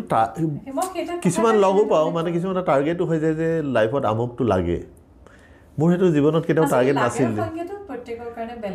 মই সেইকাৰণে কৈছোঁ মই দেখা মই লগ পাওঁতো মানুহ কিছুমানে ভাবে মোক আমুকটো লাগে কিন্তু মোক সেইটোৱে লাগে মোৰ ভাল লগা কামটো কৰাৰ সুবিধাটো মই কেতিয়া পাম বহুতে কয় তই মিউজিক কৰা বাদ দিলি নেকি মোক এইবাৰ সুধিছে বোলো বাদ দিয়া নাই মোৰ আৰু কৰিবলগীয়া কাম আছে সেইখিনিও কৰিব লাগিব তাৰমানে আমাৰ লাইফটো কিমাননো আচলতে আমাৰ কাৰণে 24 ঘণ্টাটো 48 ঘণ্টা হ'লেও কম যদি কাম কৰোঁ বুলি ভাবোঁ ছেকেণ্ডৰ কাটাডাল চাই থাকিলে কেতিয়াবা টেনশ্যনেই হৈ যায় গৈয়ে আছে দেখোন তাৰমানে আমাৰ মাইনাছ হৈ আছে আচলতে আমাৰ কাৰণে কৰিবলৈ বহুত সময় লাগে আৰু সিমান এজন মানুহে সিমান কাম কৰিব নোৱাৰে সেইকাৰণে পোৱা সময়খিনি কি হৈ গ'ল ডিপ্ৰেশ্যনত যোৱাতকৈ কাম কৰি গ'ল মই সেইকাৰণে মোৰ এটা পলিচি হ'ল মোৰ ৰাতি কিছুমানৰ যে টোপনি নাহে মই মোৰ switch on switch off type মই মন গ'লে শুই দিব পাৰোঁ যদি টোপনি নাহে মোৰ কম্পিউটাৰ অন মই ৰাতিপুৱাই দিওঁ কেতিয়াবা মোৰ ল'ৰাই সুধে তুমি কি এতিয়াও কাম কৰি আছা মোৰ তেনেকুৱা মোৰ কিবা এটা ভাল লাগিলে আৰু মূৰত কিবা এটা চলি থাকিলে মই শুব নোৱাৰোঁ যদি কিবা এটা মোৰ মিউজিক প্ৰগ্ৰেমিং নহয় বেলেগ প্ৰগ্ৰেমিঙো চলি থাকে টেকনিকেল লাইনত সেইবোৰ চলি থাকে মই ৰাতিয়ে মনে মনে জানে দৰ্জা খুলি গ'ল মানে এইটো বহিল মই মানে দৰ্জা খুলি গৈ আকৌ লেপটপটো লৈ বা মোৰ ডেস্কটপটো খুলি মই কামত লাগি থাকোঁ ৰাতিপুৱাই যায় মই এই টিভি চাই বহি থাকিম এই মোবাইল চাই বহি থাকিম অকল সেইটো নহ'ব আপোনাৰ ব্যক্তিগত জীৱনলৈ হয় এটা পৰিয়ালত 4জন অভিযন্তা আৰু এগৰাকী গায়িকা আৰু গায়িকাগৰাকী হ'ল আপোনাৰ পত্নী ইতিমধ্যে কেইবাটাও খুব সুন্দৰ সুন্দৰ গীত তেওঁ গাইছে তেওঁ এককভাৱেও গাইছে পাপনৰ লগতো কেইবাটাও খুব জনপ্ৰিয় গীত গাইছে জুবিন গাৰ্গৰ লগতো গাইছে একক গীতো আছে কেইবাটাও সেইগৰাকী গায়িকা হ'ল আপোনাৰ পত্নী আৰু পৰিয়ালত আপোনালোকৰ 4জন অভিযন্তা আপুনি মোৰ আপোনাৰ দুজন পুত্ৰ আপোনাৰ ডাঙৰ বোৱাৰী অঁ ঘৰখনত 4জন অভিযন্তা এগৰাকী শিল্পী হয় কেনেকুৱা ঘৰখনৰ পৰিৱেশটো তাৰ মাজতো কিন্তু মিউজিকেই চলি থাকে কাজিয়াও মিউজিকেই আপোনাৰ ল'ৰা দুজন অভিযন্তা হয় কিন্তু খুব ধুনীয়াকৈ গানৰ লগতো মানে আছে মোৰ মানে ডাঙৰ ল'ৰা গীত সি মোক ক্লাছ 8 মান থাকোঁতে মোক কৈছিলে যে মই মিউজিকটো ভাল পাওঁ কিন্তু মই মিউজিকটো প্ৰফেশ্যন নবনাওঁ বোলো তোক কোনে কৈছে বনাবলৈ মই কৰি আছোঁ কাৰণে তই কৰিব নালাগে তই যি ভাল লাগে কৰিবি কিন্তু এতিয়া মন কৰিছে সি মোক গীটাৰ চিটাৰ লৈ গ'ল এতিয়া তাৰ লাহে লাহে মিউজিকটো ভাল লগা হ'ল এতিয়া সি ঘৰতে ৰেকৰ্ডিং কৰে মোক কেতিয়াবা কৰি শুনায় তাক যদি কওঁ তই এইটো আৰে ভিডিঅ' এটা নাই সেইবোৰ নকৰে ভিডিঅ' নোলায় সেইবোৰ নকৰে সি ভাল লাগে কাৰণে কৰি আছে মিউজিকটো আৰু মোৰ বোৱাৰীয়েও তাই গান লিখে সেইকাৰণে দুটাৰ সংযোগটো এনেকুৱা হ'ল দুটাই ইঞ্জিনিয়াৰ কিন্তু আকৌ মিউজিকত তাই লিখি ভাল পায় সেইকাৰণে আকৌ তাৰ গোৱাটো আৰম্ভ হৈ গ'ল ল'ৰা মানে নিজৰ কৰ্মক্ষেত্ৰখনৰ উপৰিও এইটো তেওঁলোকৰ নিচা আৰু পেচা নিচা হয় নিচা আৰু এটা বস্তু মানে মিউজিক বস্তুটোত এবাৰ যোন সোমাল নহয় সি ওলাব নোৱাৰে মই মানে IIMছৰ পৰা পাছ কৰা ল'ৰা পালোঁ লাষ্টত চাকৰি তাকৰি এৰি ইমান টকাৰ চাকৰি মিউজিকত সোমালে সুধিছোঁ কেলৈ সি কৈছে ন মিউজিকটোৰ নিচিনা সুখ নাই IIT পাছ কৰা ল'ৰা চাকৰি বাদ মিউজিক কৰি আছে আপোনাৰ পৰিবাৰ এই মুহূৰ্তত মই নামটো পাহৰি গৈছোঁ ৰূপজ্যোতি দেৱী হয় দেৰগাঁও সংগীতে প্ৰেম নেকি হয় সংগীতে আমাৰ চিনাকি মানে আমাৰ স্কুল লেভেলৰ পৰাই চিনাকি বুলি ক'ব পাৰোঁ এতিয়া তেখেতে সংগীতৰ ক্ষেত্ৰখনত এতিয়াও কৰি থাকে এতিয়াও মই তাৰমানে মই সময় দিব নোৱাৰাৰ হওঁ কাৰণে এতিয়া তেওঁকো এটা ৰেকৰ্ডিং ছেটআপ এটা ঘৰত লগাই দিছোঁ নিজে ৰেকৰ্ডিং নিজে কৰে নিজে বজায় আজিকালি নিজে গায় খালি মই মিক্সটো অকণমান চাই দিব লাগে কেতিয়াবা এনেকুৱা এটা হয় ন মানে মই ওজৰ আপত্তি থাকে যে স্বামী তেওঁ সংগীতৰ মানুহ ময়ো সংগীতৰ মানুহ কিন্তু তেওঁ ইমান সময় নাই সকলোৰে কাৰণে সময় আছে মোৰ কাৰণে সংগীত সেইটো হয় সেইটো একদম হয় তাৰমানে সেই তেনেকুৱা কিয় হয় এতিয়া আমি যেতিয়া মোৰ নিজৰ কাৰণে হবি হিচাপে মিউজিকটো কৰি আছিলোঁ ঠিক আছে যেতিয়া মোৰ এটা প্ৰফেশ্যন হৈ গ'ল তেতিয়া মোৰ তাৰমানে মই নিজৰ কাৰণেও কৰিব নোৱাৰোঁ মোৰ নিজৰ ভাল লগা কাম এটাও কৰি থকাৰ মাজত কম্প্ৰমাইজ কৰিবলগীয়া হয় কাৰণ বেলেগৰ কামটো এটা এটা কমিটমেণ্ট আছে তেওঁৰ কামটো কৰিব লাগিব গতিকে সময়বোৰ নিমিলা হৈ যায় কাৰণ সেইখিনি সময়তেই আচলতে ঘৰৰ মানুহজনী যদি ছেইম লাইনৰ হয় তেতিয়াই কাজিয়া হ'ব পাৰে কিন্তু আমাৰ সেইটো কেতিয়াও নহ'ল আমাৰ সেইখিনি বুজাবুজি আছে সেই ছাপৰ্টটো আছে আৰু সেইকাৰণে তাৰমানে সেইখিনি সময়ত আচলতে আমাৰ দুটা ল'ৰা সেইখিনি সিহঁত দুটাৰ কাৰণে সময় দিবলগীয়া সিহঁতৰ স্কুললৈ অনা নিয়া মইতো সিহঁতক কেনেকৈ ডাঙৰ হ'ল মই গমেই নাপালোঁ মই ৰাতিপুৱা 7টা বজাত গাখীৰ দিয়া মানুহটোৰ লগত মই ঘৰলৈ আহোঁ দুপৰীয়া 2টা বজাত ষ্টুডিঅ'লৈ যাওঁ আৰু সিহঁতি যেতিয়া স্কুললৈ যায় মই শুই থাকোঁ আৰু সিহঁতি আহিলে মোক নেদেখেই ঘৰত মই ষ্টুডিঅ'ত সিহঁতি মোক চাবলৈ কেতিয়াবা ষ্টুডিঅ'লৈ যায় তেনেকুৱা আছিলে সেই তাৰ সময় আৰু সেইখিনি সময়ত কোনে ছাপৰ্ট দিব মানুহজনীয়ে দিব আৰু সেইখিনি সময়ত তাই কম্প্ৰমাইজ কৰিলে সেইখিনি বস্তু তাৰপিছত এতিয়া সময় পাইছে এতিয়া আকৌ নতুনকৈ কাৰণ আপোনাৰ সৰু ল'ৰাজনৰ আৰু আপোনাৰ ডাঙৰজনৰতো আমি গম পালোঁ আপোনাৰ লগত ক'ৰবাত মিল আছে সংগীতৰ ক্ষেত্ৰত আপোনাৰ সৰুজন ল'ৰা তেওঁৰো কিন্তু আপোনাৰ লগত ক'ৰবাত মন এটা মিল আছে তেওঁ গাড়ী বনাই ভাল পায় সি টেকনিকেল বস্তু খুব ভাল পায় আপোনাৰ নিচিনা সি গাড়ী বুলি ক'লে চব কৰিব পৃথিৱীত পঢ়াটো গাড়ীৰ কাৰণেই ভাল পায়হে কৰিছে তাৰমানে এনেকুৱা খোৱাৰ সময়টো যদি আগতে সৰুতেও মন কৰোঁ সি যিকোনো বস্তু কৰিলে তাৰমানে গাড়ীখন থাকিব লাগিব সন্মুখত সৰুতেও এতিয়াও গাড়ী চাড়ী লৈহে শুৱে ইমান ভাল পায় গাড়ী আৰু সি নিজে নিজে ডিজাইন কৰে বনাই থাকে ইঞ্জিনিয়াৰিং কৰিলে তাৰমানে কিবা এটা শিকাৰ লগত তাৰ লিংক গাড়ী থাকিব লাগিব তেতিয়াহে শিকিব সঁচাকৈ ভাল লাগে ন মানে আৰু ডাঙৰ কথা আপুনি নিজে খুব সূক্ষ্মভাৱে প্ৰত্যেকটো কথা উপলব্ধি কৰি আগবাঢ়িলে কাৰণে আপোনাৰ দুয়োজন সন্তানৰ সূক্ষ্ম অনুভৱবিলাক আপুনি চাব পাৰিছে আৰু সেইমতে তেওঁলোকক আগবাঢ়ি যাবলৈ আপুনি দিছে দাদা আমি প্ৰত্যেকগৰাকী সফল ব্যক্তিক এটা কথা সোধোঁ ভৱিষ্যতৰ পৰিকল্পনা আপোনাকো সুধিছোঁ ভৱিষ্যতৰ পৰিকল্পনা এইটো জীৱনত কৰি পোৱা নাই মই ক'লোৱেই দেখোন মই কেতিয়াও ভবা নাই যে মই মানে মিউজিচিয়ান হ'ম মই সেইটো কেতিয়াও ভবা নাই মই এজ এ ছাউণ্ড ইঞ্জিনিয়াৰ কাম কৰিম কেতিয়াও ভবা নাই মই যিটো ভাল লাগে কৰি গৈ আছোঁ সেইটো মোৰ ভৱিষ্যত বনি গৈ আছে সেইকাৰণে ভাল লগা কামটোহে ভৱিষ্যতটো ঠিক কৰিব ভৱিষ্যত বুলি ভাবি কিবা এটা কৰিলে নহ'ব যি ভাল লাগে কৰি গৈ থকা সেইটোৱে ভৱিষ্যত বনাব দাদা দুটা আপোনাৰ এতিয়া দুটা ষ্টুডিঅ হয় এটা গেট আন্ধেৰি ইষ্টত আছে এটা ৱেষ্টত আছে দুটাই কিটোগ্ৰাফ ইষ্টৰটো হয়তো মোৰ পাৰ্চনেল ছেটআপ তাতে এটা পাৰ্ট মোৰ এতিয়া লেবৰেটৰী হৈ গ'ল যিটো মোৰ তাৰমানে লাগে মই কিবা এটা বনাবলৈ ডিজাইন কৰিবলৈ সেইটো পাৰ্ট আৰু এটা পাৰ্ট এনেকুৱা হয় নেকি দাদা আপুনি সংগীতৰ কামখিনি কৰি আছে অকমান আপোনাক জিৰণি লাগে সেইটো পাৰ্ট লেবৰেটৰীলৈ সোমাইছে সেইটো পাৰ্ট মোৰ একেলগে চবেই সেইকাৰণে এতিয়া ষ্টুডিঅ' সোমাই হাঁহে এইটো কি গেৰেজ টাইপ হৈ গ'ল কি হ'ল আকৌ এইটো পাৰ্ট দেখোন এইটো ষ্টুডিঅ' বোলে সেইটো মোৰ ৰিলেক্সেশ্যনৰ কাৰণে মানে ৰিলেক্সেশ্যন আপুনি কামেৰে ফটককৈ ব'ৰ হ'লোঁ কিমান এইটো কেতিয়াবা কি হয় মিউজিকত লাগি ধৰে এটা জেগাত তেতিয়া মই আৰু সেইখিনি ৰখাই দিওঁ ৰখাই বেলেগ এটা কামত লাগি দিওঁ কিবা কিবৰ্ড এখনেই কাৰোবাৰ ৰিপেয়াৰ কৰিবলৈ আছিলে খুলি ল'লোঁ ৰিপেয়াৰ কৰিলোঁ থ'লোঁ কেতিয়াবা সেই কোঠালিটোত দুটা অংশ এফালে কাৰিকৰী ইফালে হয় কিমান ঘণ্টা একেৰাহে সোমাই থাকে মোৰ 48 ঘণ্টালৈকে ৰেকৰ্ড আছে কণ্টিনিউৱাছ কাম কৰা নোখোৱাকৈ সেই সময়ত খোৱা বোৱা তাতে অহা যোৱাৰ মাজতে যি পালোঁ খালোঁ তেনেকুৱা টাইপ এবাৰ উষাজীৰ ৰেকৰ্ডিং এটাত আমি 3 দিন কাম কৰিছোঁ উষাজীও একেই এনাৰ্জি তেওঁতো তেতিয়াই উষাজীৰ বয়স উষা খান্না মিউজিক ডাইৰেক্টৰ তেওঁ এটা এলবাম এটা আছিলে মানে মিক্সিং কৰি মাষ্টাৰিং কৰি দিব লাগে তেতিয়া ষ্টুডিঅ'ত আমি ৰাতিপুৱা 9টা বজাত ষ্টাৰ্ট কৰিছোঁ সেইদিনা গোটেই দিনটো গ'ল নেক্সট ডে গোটেই তাৰ পিছদিনা ৰাতিপুৱা 8টামান বজাত মাষ্টাৰ উষাজীক দিছোঁ তেওঁ ঘৰলৈ গৈছে ময়ো শুবলৈ গৈছোঁ নাই তাতে অহা যোৱাৰ মাজতে যি আহিলে পটাপট খালোঁ কাম কৰি আছোঁ ব্ৰেক নাই আৰু মোক বহুতে এটা আচৰিত হৈছিলে মিউজিচিয়ানত থাকোঁতে মই খোৱা বুলি বেলেগকৈ টাইম এটা নুলিয়াইছিলোঁ কাম চলি থকাৰ মাজতে মই ফটককৈ মানে বাহিৰৰ পৰা আহোঁ বুলি কৈ যাওঁ যে সেই যোৱাৰ মাজতে খাই আহোঁ মোক খোৱাটো বহুত ফাষ্ট কৰোঁ তাৰমানে তাৰ কাৰণে মই বেলেগ এটা এঘণ্টা বহিম সেইটো নাছিলে কেতিয়াবা সেইখিনি চবেই সোধে তই খালি কেতিয়া তাৰমানে কেতিয়াবা এনেকুৱা হয় নিজৰ ক্ষেত্ৰখনত কোনোবা এজন বিশেষ ব্যক্তিক লগ পাবলৈ খুব মন যায় হয় আপোনাৰ যিখন ক্ষেত্ৰ আপোনাৰ ক্ষেত্ৰখনত কোন সেইগৰাকী বিশেষ ব্যক্তি এতিয়াও যাক আপোনাৰ লগ পাবলৈ মন গৈ আছে মোৰ এজন নহয় মোৰ লাইনত বহুত মানুহ আছে বা মোৰ বেলেগ বেলেগ ক্ষেত্ৰ আছে মোৰ যেনেকৈ এজন মানুহে ষ্টাৰ্ট কৰি দিলে মোৰ মামাই তেনেকুৱা ঢেৰ আছে মানুহ এতিয়া মিউজিক লাইনতো টেকনিকেল লাইনত মিউজিকৰ যিখিনি মানুহ আৰু মই ক'লোঁ নহয় প্যাৰীলাল শৰ্মা আমিতো ভবাও নাছিলোঁ মই সপোনতো ভবা নাই তেওঁৰ লগত বহি মই তেওঁৰ লগতে কাম কৰিবলৈ পাম ৰাজেশ ৰোশন আগতে ষ্টুডিঅ'ৰ বাহিৰত তাৰমানে মোৰ ষ্টুডিঅ'টো অকণমানি আছিলে একদম ষ্টুডিঅ' বহিবলৈ জেগা নাই তেতিয়া মোৰ দুলাল বুলি ল'ৰা এজন আছিলে দাদা ৰাজেশ ৰোশন আহি গাড়ীত বহি আছে তাৰমানে গাড়ীৰ বনেটখনতে বহি থাকে ৰাতি 2টা বজাত এই ৰেকৰ্ডিংটো শেষ হ'ব তেতিয়া তেওঁ আহিব ষ্টুডিঅ'লৈ সেই সময়খিনিত তাৰমানে মোক চবেই হাঁহিছিলে আন্ধেৰি ইষ্টত ইমান সৰু জেগাত কোন আহিব তোৰ কাম কৰিবলৈ কিন্তু তালৈ লতাজীক বাদ দি সকলোৱে আহিলে সেইটো ষ্টুডিঅ'লৈ নাই পোৱা মই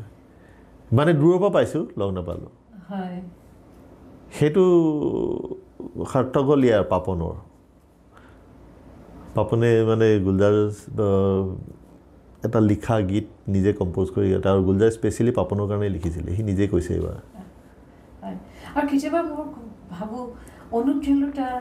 তেওঁলোকক পাইছোঁ সেইজন ব্যক্তি আৰু কেতিয়াবা মোৰ এজন ব্যক্তিক মই বৰ ভাল পাওঁ যিজন ব্যক্তি এটা গীত শুনিলে আমাৰ হৃদয় মন হাত পৰি যায় জগজিৎ সিং তেওঁক পাইছোঁ তেওঁৰ আচলতে সংগীত বুলি ষ্টুডিঅ' এটা আছিলে যিটো মই ডিজাইন কৰা তেওঁ এজন সেই ষ্টুডিঅ'টোৱে পাৰ্টনাৰ তেতিয়া তেওঁৰ লগত একদম ক্ল'জলি মানে কথা পাতিবলৈ পাইছোঁ কুমাৰ চানুৰ লগতো আপোনাৰ এতিয়াও ভাল তেওঁৰ ষ্টুডিঅ'ৰ পৰাই ষ্টাৰ্ট হৈছে আপোনাৰ জীৱনটো ষ্টাৰ্ট হৈছে সেইবিলাক মানুহ যেনেকৈ কৰ্মত তেওঁলোকৰ যেনেকুৱা নিষ্ঠা তেনেকৈ কিন্তু ব্যক্তিগত জীৱনত তেওঁলোক খুব সৰলভাৱে থাকে ন সৰলেই বাকীখিনি মেইনটেইন কৰে আৰু দেখুৱাটো সেইটো এটা বলিউডত চাই আটাইতকৈ ডাঙৰ কথা এগৰাকী তেখেতসকলৰ দৰে ব্যক্তিৰ পৰা আটাইতকৈ শিকিবলগীয়া কথাটো হ'ল সময়ৰ প্ৰতি নিষ্ঠা কৰ্মৰ প্ৰতি নিষ্ঠা মেইন কথাটো এইটো আৰু যিটো আমাৰ যে কৈ থাকে ষ্ট্ৰাগলটো প্ৰত্যেকজন আপুনি লতাজীৰ ষ্টৰি শুনিলেই আচৰিত লাগিব লতাজী যিটো কষ্টকৈ লতাজী হ'লগৈ লতাজীৰ ওপৰত এখন চিনেমা বনাই আছিলে ভাল তাৰমানে হ'বগৈ কোনোবাইতো কৰিবই প্ৰত্যেকজন আৰ্টিষ্টৰ ওপৰত মানে তেওঁলোক প্ৰথমতে মিলিয়নাৰ নাছিলতো কোনোবা আহি ষ্টেচনতে শুই আছিলে ডাঙৰ ডাঙৰ আৰ্টিষ্ট তেওঁলোকৰ ষ্টৰি সেইকাৰণে কৈছোঁ সেই ষ্টৰিখিনি শুনিলেহে গম পাব যে আচলতে মানুহে ফটককৈ গৈ ছাকচেছ আৰু যিখিনি ইমিডিয়েট গৈ ছাকচেছ পাই ছাষ্টেইন কৰিবও নোৱাৰে তেওঁলোকৰ আউট হৈ যায় আৰু যিখিনি ষ্ট্ৰাগল কৰি আহে তেওঁলোকৰ কাৰণে জিৰ'টো টেনশ্যন নহয় এতিয়া মোৰ কাৰণেও জিৰ' বস্তুটো মোৰ কেয়াৰ নকৰোঁ মোৰ যদি শূন্যও হৈ যায় মই আকৌ কৰিব পাৰিম মোৰ সেইটো কনফিডেঞ্চ আছে কোনোবাই যদি জীৱনত কেতিয়াও জিৰ' দেখা নাই 50ৰ ওপৰত বা 100ৰ ওপৰতে দেখি আছে তেওঁৰ কাৰণে জিৰ'টো বহুত মানে এইটো আৰু ডিপ্ৰেশ্যনত আহি যাব এই মানুহজন সহ্য কৰিব নোৱাৰে বহুতে সেইকাৰণে কৈছোঁ একদম ষ্টেপ বাই ষ্টেপ যিখিনি যায় প্ৰব্লেম নহয় লাগে এটা কথা কওকচোন এতিয়া আপোনাৰ কৰ্মক্ষেত্ৰ ক'ত আমি জানো গোৱা আপোনাৰ এখন ইমান সুন্দৰ আপোনাৰ এটা ফেক্টৰী আছে তাত ফেনৰ নহয় জানো তাৰপিছত আপুনি জাপানলৈ গৈ থাকে মুম্বাইতো আছে এইটো ফেনৰ ফেক্টৰীটো এইটো মিউজিকৰ লগত কোনো লিংকেই নাই এটাই লিংক নাই এজন ব্যক্তি যে দুটা ৰূপ আমি প্ৰথমখিনি কথা আমাৰ প্ৰথম খণ্ডটোত কৈছোঁ এজন ব্যক্তিৰ মাজত লুকাই থকা সেই কাৰিকৰী বিশেষজ্ঞগৰাকী আমাৰ প্ৰথম খণ্ড এতিয়া দ্বিতীয় খণ্ডৰ সেইজন ব্যক্তি সুকুমল মন য'ত কেৱল সংগীত থাকে মানে ফেনৰ ফেক্টৰীটোৰ কথাটো এইটোৱেই মই যিকোনো বস্তু ডিজাইন কৰি ভাল পাওঁ আৰু মই কাৰো কপি টাইপত নহয় মই ফেনৰ ফেক্টৰী কেতিয়াও দেখা নাই আচলতে চিলিং ফেনৰ ফেক্টৰীটো ফেন কেনেকৈ প্ৰডিউচ হয় প্ৰডাকশ্যন হয় মই প্ৰথম তাৰ বেছিক জেগাটো দেখি মই আইডিয়া কৰিলোঁ এইখিনি কেনেকৈ অৰ্গেনাইজ কৰিলে ভাল হ'ব সেইটোৰে ফেক্টৰীটো ডিজাইন কৰিলোঁ এতিয়া ক্ৰম্পটনৰ ফেক্টৰীৰ ওচৰতে আচলতে গোৱাত এইটো পণ্ডা বুলি কয় মানে জেগাটো চাউথ গোৱাত তেওঁলোকে এতিয়া আহি জেগাটোত ইমান কম জেগাত ইমান কেনেকৈ প্লেন কৰিলে মানে কনভেয়াৰ বেল্ট মোৰ ডিজাইন সেইবোৰ বেল্ট আগতে কোনো বনোৱা নাই যাৰ হয়তো বনাইছোঁ সিহঁতিও আচৰিত তাৰমানে এইটো আচলতে মই পেটেণ্ট কৰিব পাৰোঁ সেই ডিজাইনবোৰ ভাৰ্টিকেল কনভেয়াৰ আছে তাত বস্তুবোৰ অট'মেটিকেলি আহি ক'ত ৰ'ব ক'ত বেৰিং প্ৰেছ হ'ব গোটেই হেৰিটো ফ্ল' চাৰ্টটো মই বনাই দিয়ে সিহঁতক আৰু তাৰ ইকুইপমেণ্ট যিখিনি মেজাৰিং ইকুইপমেণ্ট মোৰ মতে ডিজাইন কৰি দিয়ে সেইখিনি ছফ্টৱেৰ মোৰ হাততহে আছে এতিয়াও মানে ফোন কিবা এটা প্ৰব্লেম হ'লে মোলৈ ফোন আহেই যে আমুকটো হোৱা নাই কেনেকৈ কৰিব লাগে আৰু সেইটো মোৰ মানে 2003 মানৰ পৰা মোৰ ৰবটিক্সত ইণ্টাৰেষ্ট সোমাল তেতিয়া মই ইউএছৰ পেৰালেক্স বুলি প্ৰথম এটা হেৰিৰ পৰা ৰবট কিট এটা কিনি আনিছিলোঁ প্ৰগ্ৰেমিং জুবিনে দেখি খুব হাঁহিছিলে সেইবোৰ মোৰ তাৰমানে এনেকুৱা নহয় যে সৰু ল'ৰা ছোৱালীয়ে কৰা কাম এটা কৰি মোৰ চব বস্তুৱে ভাল লাগে মোৰ এটাই টাৰ্গেট যে আমাৰ ল'ৰা ছোৱালীয়ে ৰিম'ট কণ্ট্ৰল কাৰ এখন মাক বাপেকে কিনি দিয়ে তাতকৈ এনেকুৱা এটা বস্তু কিনি যাতে সেই ল'ৰাটোৱে নিজে ৰিম'ট কণ্ট্ৰল কাৰখন নিজে বনাব পাৰে তেতিয়া আমি চাইনাৰ লগত কম্পিট কৰিব পাৰিম আমি চাইনিজ বস্তু কিনি গালি দি থাকিলে কিব চাইনাক আমি বনাওঁ আকৌ নিজে বস্তু সেইখিনি ডেভেলপ কৰিবলৈ স্কিল ডেভেলপমেণ্ট আমাৰ আছে নামত মই বহুত জেগাত দেখিছোঁ স্কিল ডেভেলপমেণ্ট বস্তুটো আচলতে কি শিকে মোৰ সন্দেহ আছে মই বহুত ল'ৰাক লগো পাইছোঁ তেওঁলোকে কৈছে ছাৰ আমাক এইবোৰ একো শিকোৱা নাই মই গোৱাৰ ফেক্টৰীটো কৰোঁতে তাত PLC প্ৰগ্ৰেমিং বুলি এটা আছে প্ৰগ্ৰেমেবল লজিক কণ্ট্ৰলাৰ মইতো কেতিয়াও পঢ়া নাই মইতো ইঞ্জিনিয়াৰিঙৰ ষ্টুডেণ্ট কিন্তু মই যাক কনভেয়াৰ বেল্ট বনাব দিলোঁ আচলতে সিহঁতৰ কাম আছিলে গোটেই প্ৰগ্ৰেমিংটো কৰাটো ইণ্ডাষ্ট্ৰিটোৰ মই চব সিহঁতক PDF-ত বনাই ফ্ল' চাৰ্ট সিহঁতি এদিন গ'ল দুদিন মানে এসপ্তাহমান গুচি গ'ল একো কৰা নাই আৰু মোক অতিষ্ঠ লাগিছে লাষ্টত মই ৰাতি নেটত বহি সেইখন পঢ়িলোঁ গোটেই ইণ্ডাষ্ট্ৰিটোৰ PLC প্ৰগ্ৰেমিং মই কৰিছোঁ আৰু ইমান বঢ়িয়া ছাবজেক্ট মোৰ তেতিয়াৰ পৰা এইটো এটা নিচা হৈ গ'ল PLC প্ৰগ্ৰেমিং এই বস্তুখিনি আচলতে আমাৰ ইঞ্জিনিয়াৰিঙত কলেজত জাষ্ট এটা চেপ্টাৰ কৰি থৈ দিয়ে এইটোত বহুত জব আছে মই এবাৰ ল'ৰা ছোৱালীবোৰক কৈছোঁ আচলতে ইঞ্জিনিয়াৰিঙত কৰোঁতে যদি PLC কাৰণে স্পেচিয়েল হয় সোমাওঁতে 50,000 টকা দৰমহা নতুন ল'ৰা এটা আৰু ওপৰৰ ফালে লিমিট নাই ভাল প্ৰগ্ৰেমাৰ হ'লে বহুত আৰু ইণ্ডাষ্ট্ৰিত সেইটো মানে এছেঞ্চিয়েল পাৰ্ট এটা আৰু সেইটো আমাৰ ইঞ্জিনিয়াৰিং কলেজবোৰত জাষ্ট এটা এনেই পাৰ্টে মোক তাত ল'ৰাখিনিয়ে কৈছে যে আপুনি কেনেকৈ শিকিলে গোৱাটো একেই কেছ মোক সুধিছে আপুনি আচলতে কি কৰে মই বোলো মিউজিক কৰোঁ কৈছে এইবোৰ যে কৰি আছে বোলো এইটো মোৰ হবি হয় মই ভাল পাওঁ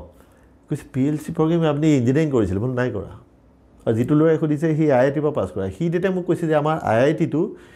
এটা পাৰ্ট হিচাপে আছে আমাক এনেকৈ ডিটেইলত নিশিকায় আপুনি যে গোটেই ইণ্ডাষ্ট্ৰিটো এনেকৈ প্ৰগ্ৰেম কৰিলে কেনেকৈ ভাবিলে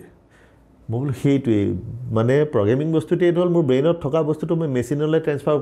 কৰিব পৰা লেংগুৱেজটোৱেই সেইটোহে শিকিব লাগে মই কি ভাবিছোঁ লজিকটো কেনেকৈ হ'ব সেইখিনি সেই বস্তুবোৰ আচলতে মোৰ সপোন কেইটামান আছে এনেকুৱা নহয় যে নাই মোৰ এইম হ'ল মই এটা স্কিল ডেভেলপমেণ্টৰ ওপৰত কিবা এটা কৰি আছোঁ ল'ৰা ছোৱালীৰ কাৰণে স্কুল লেভেলৰ পৰা সেইটো বহুত দিনৰ আগতে মই প্ৰজেক্ট দিছিলোঁ কেইজনমানক বুজি নাপালে সেইটো মই কৰিমেই আৰু কৰি আছোঁ এতিয়া সোনকালে আৰু ল'ৰাটোৰ ইণ্টাৰেষ্ট আছে মোৰ সৰুটোৰ সেইটোত তাৰমানে তাকো মই তেনেকৈ অকণমান হেৰি কৰি নহ'লে সি কম্পিউটাৰটো নিশিকিলেহেঁতেন মই বোলো তই যদি কম্পিউটাৰটো নিশিকিব আমুক বস্তুটো শিকিব নোৱাৰ এতিয়া মই যে কৰি থাকোঁ এইটো এতিয়া ৰিম'ট কণ্ট্ৰল এটা কিবা বনাব লাগিলে মই কাকো নুসুধো মই নিজে বনাওঁ মোৰ ষ্টুডিঅ' লাইট কণ্ট্ৰল মোৰ এপ নিজৰ এপ আছে নিজৰ এপেদি হয় সেইবোৰ আচলতে চবেই কৰিব তাৰ কাৰণে ইঞ্জিনিয়াৰিং ডিগ্ৰী নালাগে ভাল পাব লাগে শিকিব লাগে হয় দাদা খুব ভাল লাগিল মানে বহু নতুন কথা শিকিলোঁ আৰু ডাঙৰ কথা আপোনাৰ পৰা শিকিবলগীয়া কথাটো নিজৰ অনুসন্ধিত মনটো থাকিলে একাগ্ৰতা থাকিলে মানে আৰু ঐকান্তিক প্ৰচেষ্টা থাকিলে দুৱাৰখন সদায় খোলা থাকে জীৱনত আৰু সেই কথাষাৰ আপুনি হাতে কামে প্ৰতিপন্ন কৰি দেখুৱাই দিলে অশেষ ধন্যবাদ বহু দিনৰ আশা আছিলে মোৰ ইচ্ছা আছিলে আৰু আজি সেই সপোন পূৰণ হ'ল দুটা খণ্ডত আপোনাক লগ পালোঁ আমি কৃতজ্ঞ আপোনাৰ ওচৰত আৰু অসমবাসী সদায় আপোনাক বিচাৰিব নতুনে আপোনাক বিচাৰিব যি গতিৰে আপুনি নতুনক আগবঢ়াই লৈ গৈছে আমি আশা ৰাখিছোঁ অনাগত দিনবিলাকত সদায় আপুনি নতুনক সেই গতিৰে আগবঢ়াই লৈ যাব আজি আপুনি আহিলে মই কৃতজ্ঞ হৈ ৰ'লোঁ আপোনাৰ ওচৰত বহুত বহুত ধন্যবাদ মানে এইখিনি সুবিধা দিয়াৰ কাৰণে ময়ো আচলতে কেতিয়াবা কিছুমান কথা থাকি যায় ক'বলৈও থাকে এনেকৈ সুবিধা পালে ক'ব পাৰোঁ আচলতে আৰু আগলৈও যদি নতুন নতুন কিবা কৰোঁ নিশ্চয় মই হয় দাদা মই আকৌ এটা অনুৰোধ জনাইছোঁ আজি আনুষ্ঠানিকভাৱে আমাৰ এই খণ্ডটো শেষ কৰিলোঁ কিন্তু যেতিয়া আপুনি গুৱাহাটীলৈ আহে আমাৰ এই ষ্টুডিঅ'টোলৈ আপুনি এবাৰ যদি আহে আমি কৃতজ্ঞ হৈ ৰ'ম নতুন নতুন কথা শিকিম আজিলৈ বিদায় লৈছোঁ দৰ্শকসকল এইগৰাকী আমাৰ অতি শ্ৰদ্ধাৰ যতীন শৰ্মা ডাঙৰীয়া ইমান যে কথা পাতিলোঁ ইমান যে কথা শিকিলোঁ আৰু তেখেতৰ প্ৰত্যেকটো কথাতে সদায় নতুনত্ব আছে প্ৰত্যেকটো কথাতে তেখেতে এখন আশাৰ ছবি আমাৰ সন্মুখত দাঙি ধৰে সেয়ে সেইজন ব্যক্তি সেইজনেই যতীন শৰ্মা যিজন ব্যক্তিক নতুনে সদায় বৰ ভাল পায় আৰু এই খণ্ডটোত আমি তেখেতৰ সংগীতৰ যিখন পৃথিৱী সেই সংগীতৰ পৃথিৱীখনত কেৱল ভুমুকি মাৰিবলৈ চেষ্টা কৰিলোঁ আপোনালোকে নিশ্চয় দুয়োটা খণ্ড উপভোগ কৰি ভাল পাব কেনে পালে আমাক জনাব আপোনালোকে যে ইমান সুন্দৰকৈ মোক কমেণ্ট দিয়ে সেই কমেণ্টবিলাকে মোক সাহস দিয়ে নতুন কোনোবা এজন বিশেষ ব্যক্তিৰ কাষ চাপিবলৈ আৰু এটা অনুৰোধ জনাওঁ মোৰ চেনেলটো ছাবস্ক্ৰাইব কৰিব শ্বেয়াৰ কৰিলে মই কৃতজ্ঞ হৈ ৰ'ম আৰু এই সুযোগতে অঞ্জনা আপোনাক আকৌ এবাৰ ধন্যবাদ জনাইছোঁ আপুনি নহ'লে আজি মোৰ এই অনুষ্ঠানটো সম্পূৰ্ণ নহ'লহেঁতেন কাৰণ মই দাদাক লগ নাপালোহেঁতেন অঞ্জনা আপুনি আপোনাৰ সংগীতৰ পৃথিৱীখনত ধুনীয়াকৈ আগবাঢ়ক সেই আশাৰে আপোনালোক সকলোৰে পৰা বিদায় লৈছোঁ ধন্যবাদ